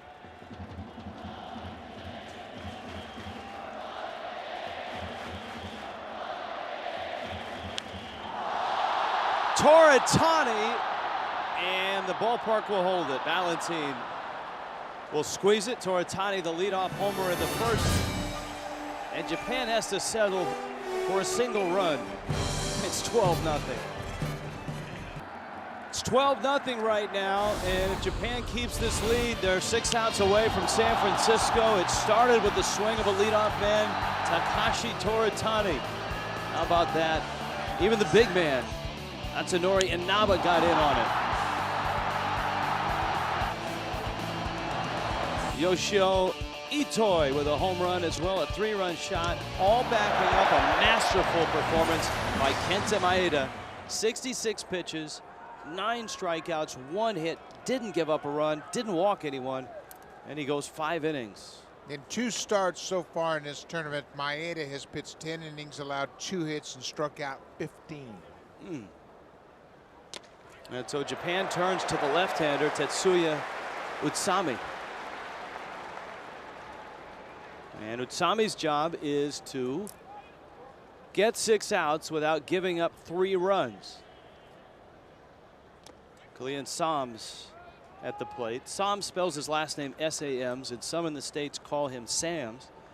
But in the Netherlands, it is Sams. It's much like in 2009, we saw the Netherlands catcher Kenley Jansen.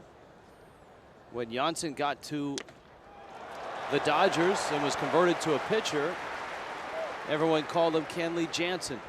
And when I saw him a couple years ago, I said, "What happened, Kenley? You used to be Jansen." He said, "Well, I got tired of correcting everyone." So it may well be that Sams, should he get to the big leagues, turns into Sams. Yeah, we've seen that in the past, and there's another big arm that the Netherlands could certainly use. Kenley Jansen, although he's a closer, a late inning guy. Jair Jurgens is another pitcher that is eligible to pitch for the Netherlands, but not here. As far as pronunciations go, another guy you see to the right of Hensley Mullins there, wearing number 6. That is Robert Einhorn. That's the correct pronunciation back in his homeland. But when he got to the Yankees, instead of Einhorn, it was Einhorn. Because when you spell his name, it's E-E-N-H-O-O-R-N.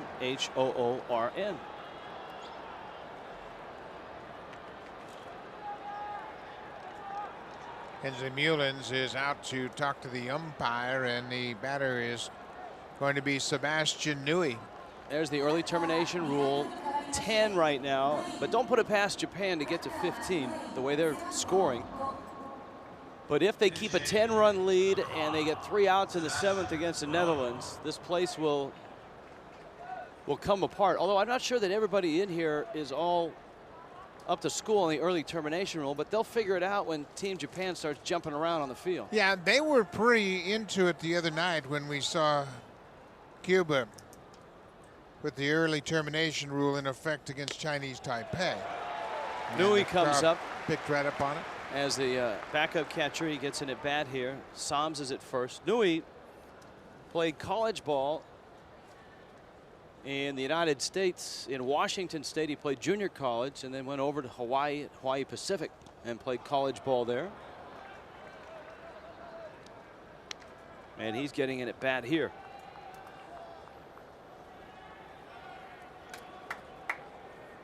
Bottom 6. Do not adjust your set. Japan has 12 runs.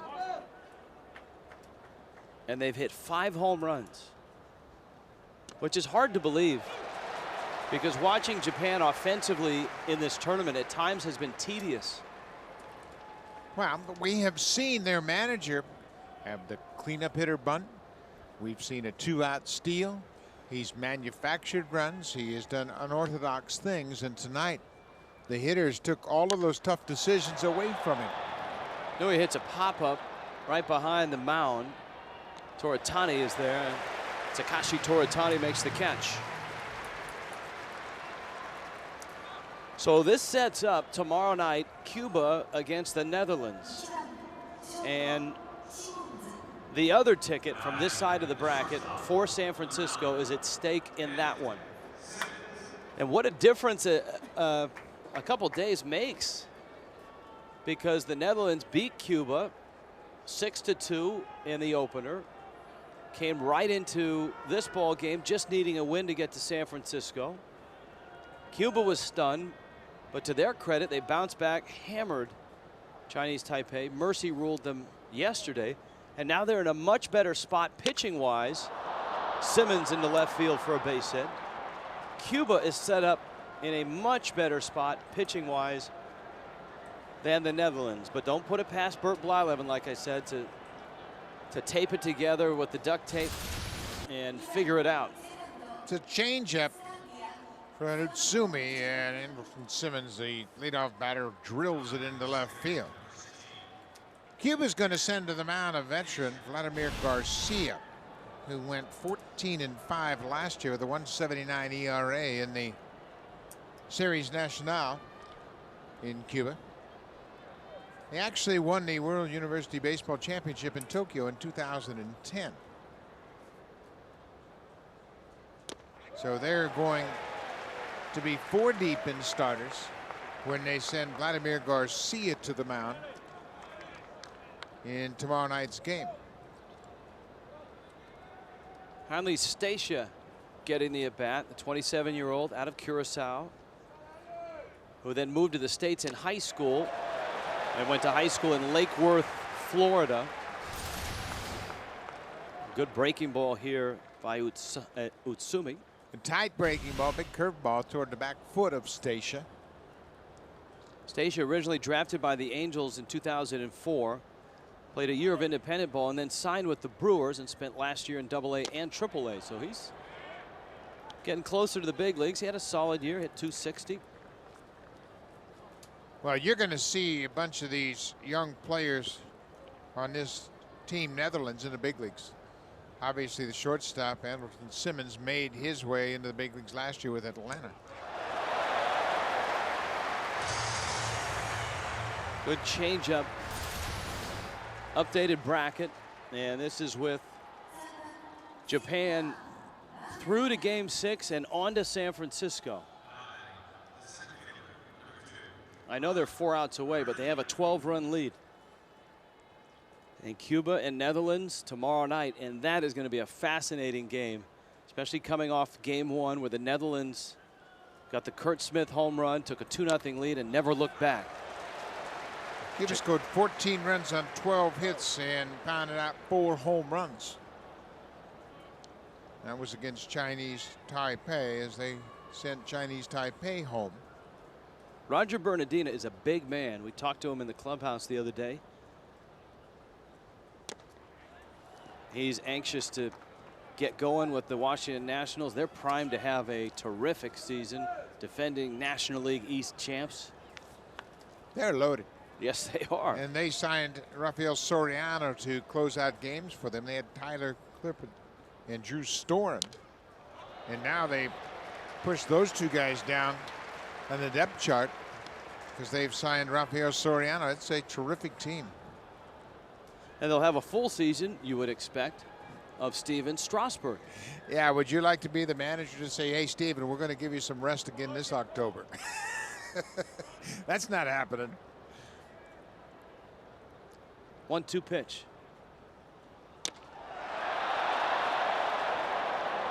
Well, hold on a little bit. Not quite strike 3. Shinosuke Abe and Utsumi taking a page out of the Cubans' playbook, questioning the call of Alfonso Marquez. Marquez thought it was outside Abe. We haven't seen that at all from Abe, but he felt like it was over the outside corner. Abe was set up out. Here he's on the plate, and it hits Bernardina on the hand, and he's on his way to first.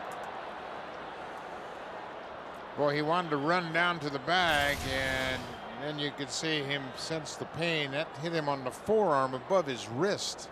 He's a guy that the Netherlands can ill afford to lose for tomorrow night.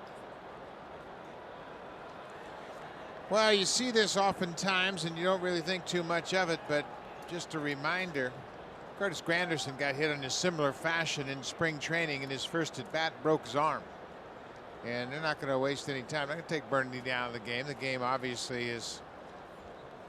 Well, what? Mark Teixeira injured himself taking batting practice. Yeah. So all the folks that are worried about the added risk of injury because players are playing in the World Baseball Classic, injuries are going to happen wherever they are. You know, I heard Jim Cott with a great point today, because as you see a pinch runner for the Netherlands, a lot of people have said, well, you know, the hitters are ahead of the pitchers. The pitchers are the ones that are most vulnerable here in the World Baseball Classic. And Jim Cott said, well, if you're going to pitch in the World Baseball Classic, start your training a little earlier. Yeah. Just move it up 2 or 3 weeks so that by the time you get to the World Baseball Classic, you're ready to go. Yeah, there's so much really said about that, and I agree with you 100%. I agree with Jim Cott. Yeah, get ready. You know what you're going to do. You want to play? Get yourself in shape. Center field, Itoy, and it's over his head. It's going to go to the wall. Vladimir Ballantyne is going to chase home 3 runs. And what that does is it spoils the party, at least for the time being. The Netherlands is on the board, and that 10-run rule is no longer in effect. Well, Ballantyne really hung out a rope to center field. Yoshio Itoy, the center fielder, comes in. This is always the toughest play for an outfielder. That ball hit right at you. You can't really gauge whether it's going to carry, go over your head, or drop in front of you. Itoy took a couple of big strides in, and the ball sails over his glove all the way to the wall, and that's going to drive in 3. And certainly Japan with some concern on his way out is the Japanese pitching coach getting some last-minute instructions from the bench. I think they're just buying time for someone down in that hidden bullpen to get ready. Well, they're not going to waste any time and wait for Utsumi to turn things around. We have seen the depth of the Japanese bullpen. They've got some good arms in there. And the skipper is on his way out, and that means they're going to make a change. Koji Yamamoto. It's an interesting way that Japan has of changing pitchers. They send the pitching coach to the mound, and that's Osamu Higashio, and he buys time for the manager, who is like the second act. He comes out afterwards, and so Japan is going to the bullpen. It's 12-3 now, Japan. Tokyo Dome, we had a sense that the ball would fly a little better in the Tokyo Dome than it did in Fukuoka, and here's the proof. The powerful Cubans, Cepeda, Abreu, Despain, even Tomas homered. 4 homers last night for Cuba. Hey, that's nothing. Japan tonight, the leadoff homer set the tone. Takashi Toritani, and then it was home run derby, Japanese style. Like that. 5 home runs for Team Japan. And they came out swinging. I mean, they came out of their shoes tonight. Totally different approach. Early in this tournament, you saw a lot of inside-out swings. That wasn't the case tonight. They felt fairly comfortable going up against the starter, Rob Quartermans. Tetsuya Yamaguchi on the mound. Another lefty. Andrew Jones is at the plate, and he's not looked good tonight. Jones has struck out twice. He takes a fastball for a strike. I will bet you that right now, in his hotel room, Victor Mesa is pacing right now. Just like he does when he manages a game. And he may even have his batting gloves on in the hotel room. I don't think we've seen him without those batting gloves on. Because he was itching for another shot at the Netherlands, especially from the remarks that he had in the post-game news conference. And Cuba steamrolled Chinese Taipei last night. And if this score holds, and the crowd has certainly quieted a bit, if the score holds, it'll be Netherlands and Cuba tomorrow night. Ground ball, base hit, left field. Ballantyne round third, play at the plate, throw not in time. Uh-oh. Andrew Jones hung up and in a rundown, and Jones is tagged out. You're down 8. He did drive in a run, and Netherlands is on the board. 12-4, Japan on top, onto the 7th. Proud to have the MetLife Blimp. Snoopy one providing coverage From 1,500 feet in the air, the MetLife blimp has provided a unique perspective for fans for over 25 years and is thrilled to be a part of the 2013 World Baseball Classic Tokyo Dome in Tokyo Dome City in the heart of Tokyo. Another huge crowd here.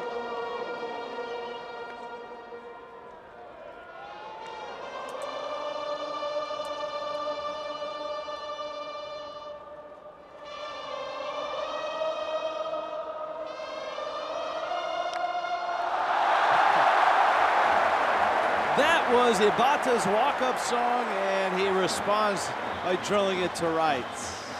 Hirokazu Ibata with a leadoff single.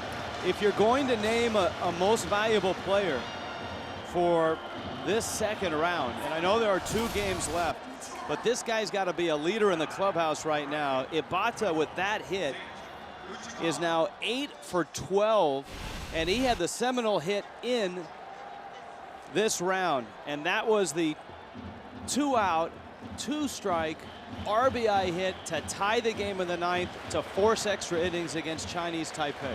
Yeah, he's really starting to swing the bat well, and you've got to applaud the manager for changing the lineup. You got Tortani in there. Ibata's been hitting second and hitting very effectively in the second hole. Seiichi Uchikawa, 3-run homer. Now you've heard all of the songs as you take a look at the Netherlands. Randolph Odeber out there. Of all the songs that you've heard, you got a favorite yet? I have a couple of different songs that I've... To right, Valentine is there. Aside from the ones that you sang last night at karaoke. Well, yeah, that was there was a big long list of songs we sang at karaoke, but I like the Ibata song. It sounds like it's almost an imperial song to acknowledge his 14 years and his age 37. A very highly regarded player, and it's almost a tribute as he walks to the plate. This is Abe's song. Well, I know what your favorite song is, well, without question. I like the Inaba Shake. You were talking about the Inaba Shake on the plane flying over here. Yes.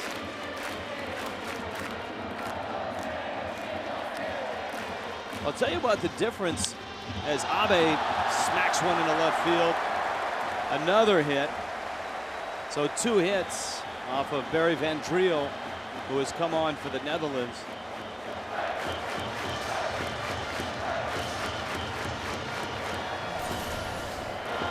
Oh, he's a good hitter. You can just see the balance that he's got at the plate. He uses the whole field.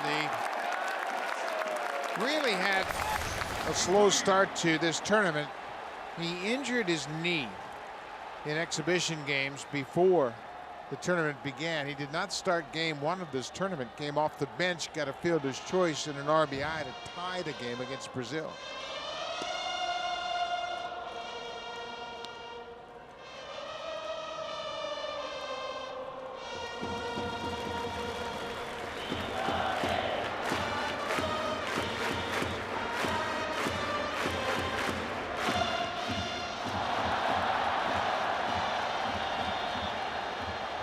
Yoshio Itoi is hit in the foot. He had a nice start to his song. Not quite Ibata-like, but pretty close. And that brings up Sakamoto. Right, he had a 3-run home run in the 4th inning. He's been on base 4 times. And you can see he's got that big shin guard with the extension that goes over the toe. And wouldn't you know, this always happens. They hit you in the one place that's not protected. Sakamoto now is 1 for 4. Bases loaded. And 1 out. Well, here's what's at stake right now. Japan had a 12-0 lead in the bottom of the 6th, and they were 4 outs away from winning this ball game with a 10-run rule, which comes after 7 innings. But the Netherlands on the Valentine 3-run double They put up 4 runs, so it's now an 8-run lead, but Japan is threatening to get some of those back. They've been relentless tonight, inning after inning, at bat after at bat. It's almost if they've challenged each other to have good at bats. They've scored in every inning.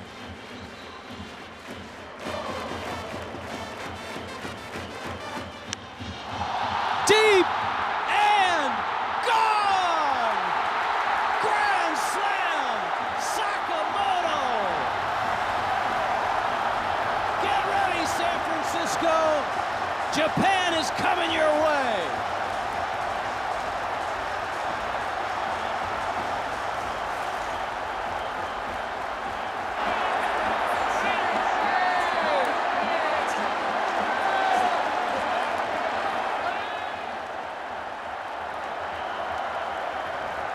Sixth home run of the night.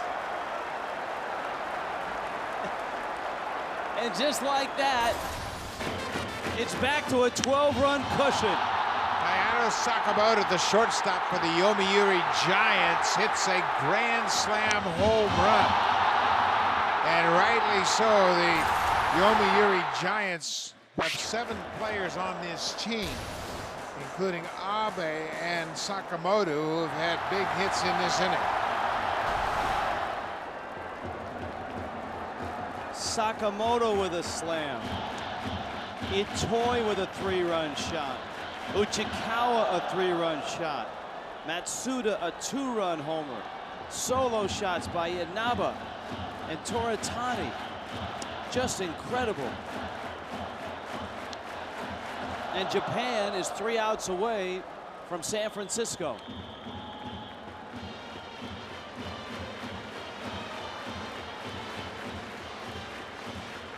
Nakata.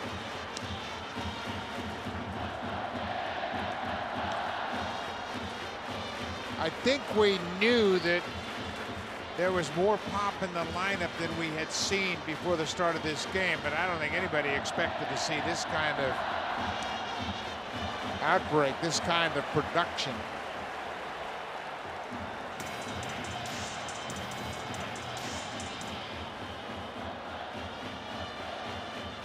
Ansley Muellen's coming out. Nakata has walked.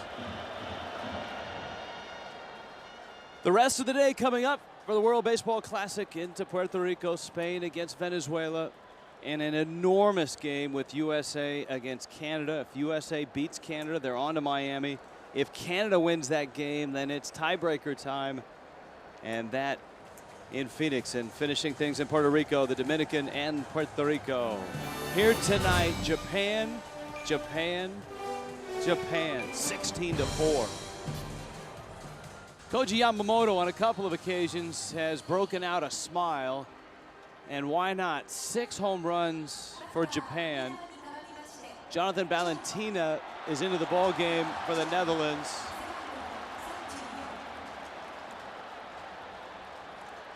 Pinch hitting for Japan, Hisayoshi Chono.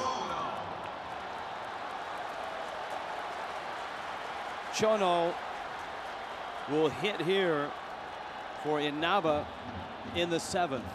And with this lead, Japan, if they can get 3 outs in the 7th and give up 2 or less runs, they will have won this ball game. And the Netherlands is going to have to come back tomorrow night with another showdown with powerhouse Cuba. Yeah, and Cuba is obviously at the hotel just taking it all in. And they feel pretty good about the way they're swinging the bats. Early termination against Chinese Taipei, 14 runs on 12 hits. They pounded out 4 home runs last night. So they're chomping at the bit.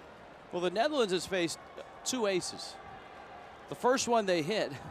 Tonight, not so much. Tonight, it was Kenta Maeda who was dominant. 9 strikeouts, 5 innings, 1 hit, and no runs. You just really don't know where Bert Blyleven, the pitching coach, and Hensley Mullins, the manager for the Netherlands, is going to turn to for a starting pitcher.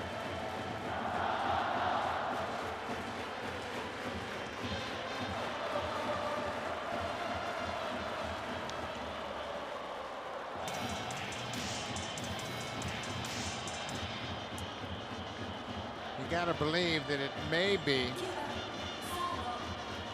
Martis.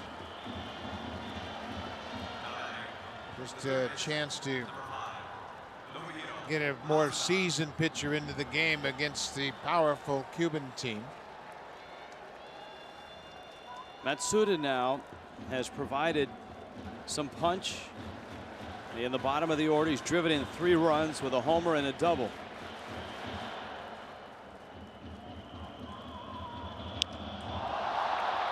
To right, Ballantine is there, and he makes the catch. Runner tags on his way to third. Look at the throw, but in with a slide is Nakata.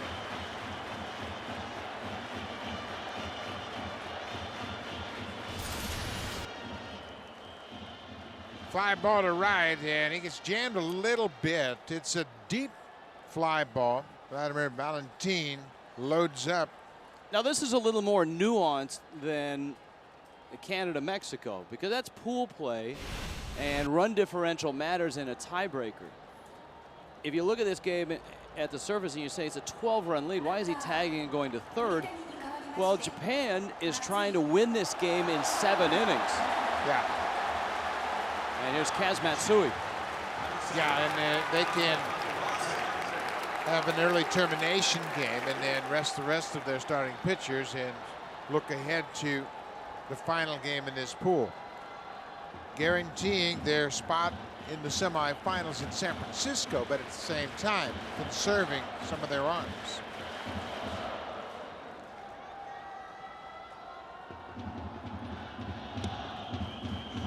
We've seen Kaz Matsui in the starting lineup coming off the bench. There's Maeda.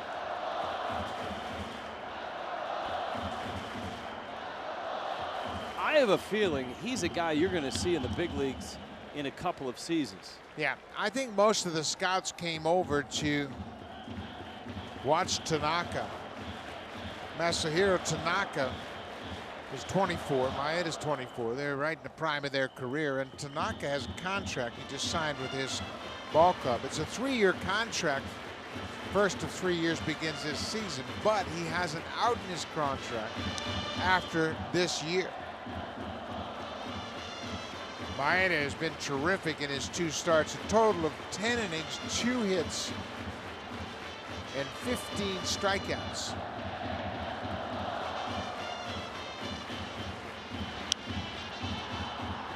Pop up. Nui over for a look, and it's off the dugout. 16-4. Of all the teams on this side of the bracket, if you had to pick one team that wasn't going to hit 6 home runs and score 16 runs against a really good Netherlands team, Japan is not a team that you would pick. No. I thought maybe we might see Shinosuke Abe break out, hit a home run, but to have Tortani start it all with a leadoff home run, it set the tone for the night. And again, I got to commend Koji Yamamoto for making that switch in the lineup. Matsui on the ground, on to first in time. We've seen just about everything tonight except a grand slam until Hayata Sakamoto provided that. And Japan's 3 outs away from San Francisco. 16 runs, 17 hits, and 6 of the 17 hits have been home runs. Hideki Waiku is on for Japan, and if he can get 3 outs and keep it at least 10 runs, this ball game will be over. Upcoming schedule: Spain against Venezuela, USA against Canada. Winner of that game is on to Miami. So an enormous one in Phoenix tomorrow. Dominican Republic against Puerto Rico. Dominican and Puerto Rico are on their way to Miami as well. Italy is also in. If USA beats Canada, they would win Pool D. Italy would be the second seed going into Miami. David Wright with a big grand slam propelled Team USA to their win. Katsuya Kakanaka is in left field. He was the leadoff hitter in the first game here in this pool. Smith, the roller to short, and Japan's 2 outs away. So Nakata has moved from left field to first base. Kaz Matsui takes over at second base.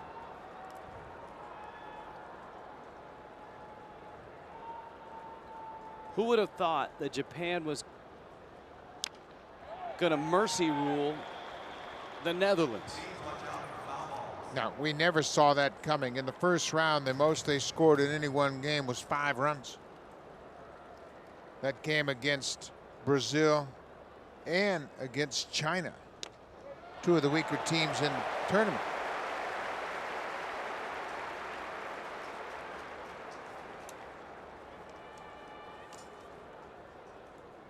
Japan scored 3 runs in a losing effort against Cuba in the final game of the first round. Urendel to Castor. At the plate, the count's 1-2.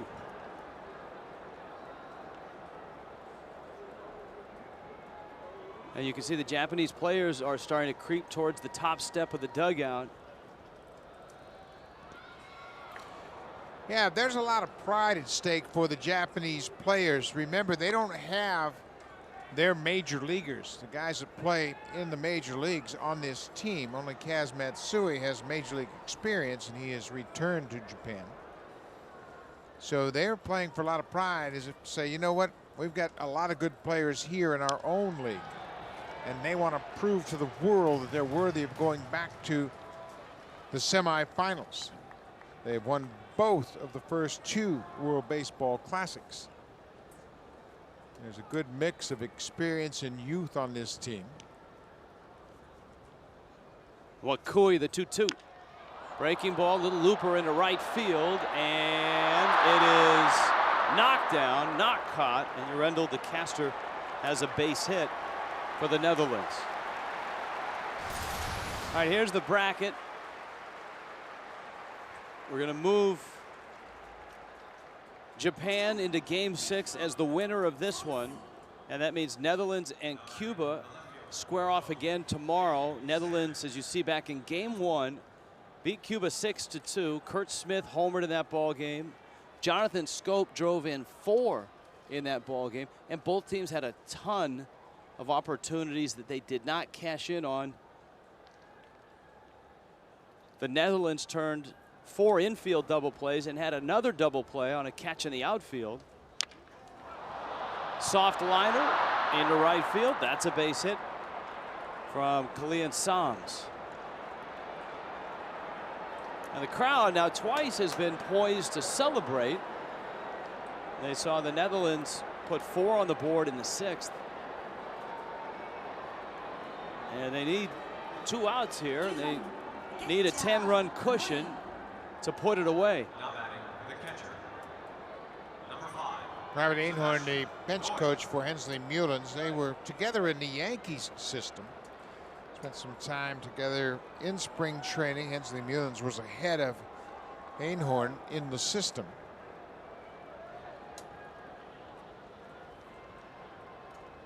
The backup catcher Nui now.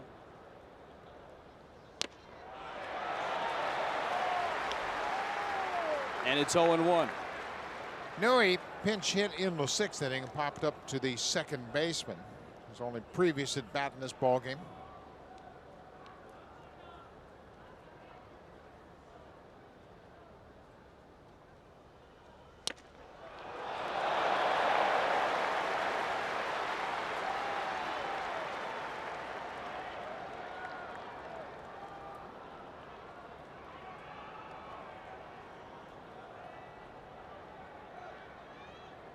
0-2.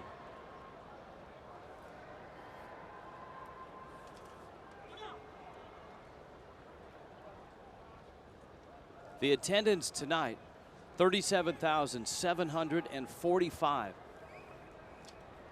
And they have been treated to some show. 6 home runs. And Japan has homered for the cycle. They've hit solo shots, a 2-run shot, a couple 3-run shots. Grand slam. That from a team that had just 2 extra base hits in 4 games coming into this one. Off-speed pitch is fouled at the plate. If you're wondering about the 16 runs Team Japan has put up on the scoreboard, they scored 18 in their first game back in 2006 when they beat China 18-2.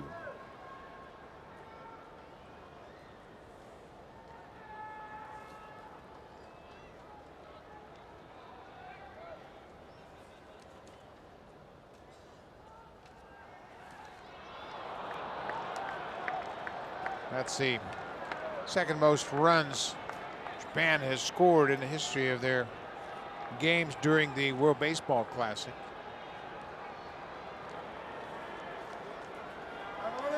Two and two with an out.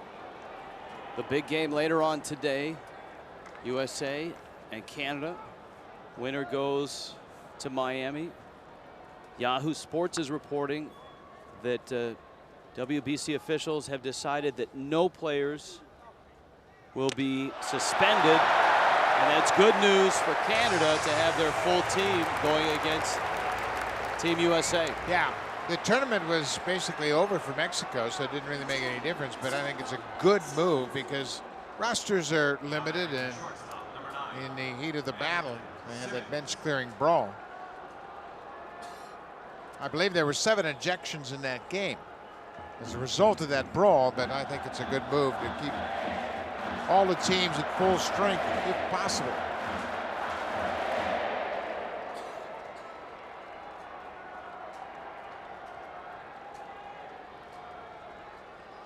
So it's down to 1 out for Japan to get to San Francisco with an enormous lead here against the Netherlands. Andrelton Simmons, the Braves shortstop, and what has been somewhat of a record-setting night here in the Tokyo Dome. Japan has clobbered 6 home runs. Just missed. The starting pitcher, that man right there, Kenta Maeda, the 24-year-old, was dominant. He won the Sawamura Award last year, won the Triple Crown, wins, ERA, and strikeouts. And boy, did he look like it. 9 strikeouts in 5 innings as he sliced right through this Netherlands order. And that's it! Japan's going to San Francisco. The 2-time defending champion will get a chance to defend that title in a week in San Francisco. Well, the Netherlands, they had to be caught off guard, but once again, the veteran manager, Koji Yamamoto, shook up the lineup, and boy, did they respond. They scored in every inning tonight, 16 runs on 17 hits and 6 home runs, something we didn't expect at all tonight. Something we had not seen in 4 games. They had a measly 2 doubles for extra base hits, and that's it. And here they explode for 6 home runs, and Maeda was masterful. Boy, he sure was, and Maeda has been great in both of his starts, and once again, the strikeouts working very effectively for Maeda. He had 9 strikeouts in 5 innings and allowed just a single. That was it. World Baseball Classic continues. Spain, Venezuela. Here in Tokyo tomorrow night, it will be Cuba and the Netherlands for another ticket to San Francisco. For Buck Martinez, our entire World Baseball Classic crew, I'm Rich Waltz. Japan is headed to San Francisco. This has been a special presentation of the World Baseball Classic.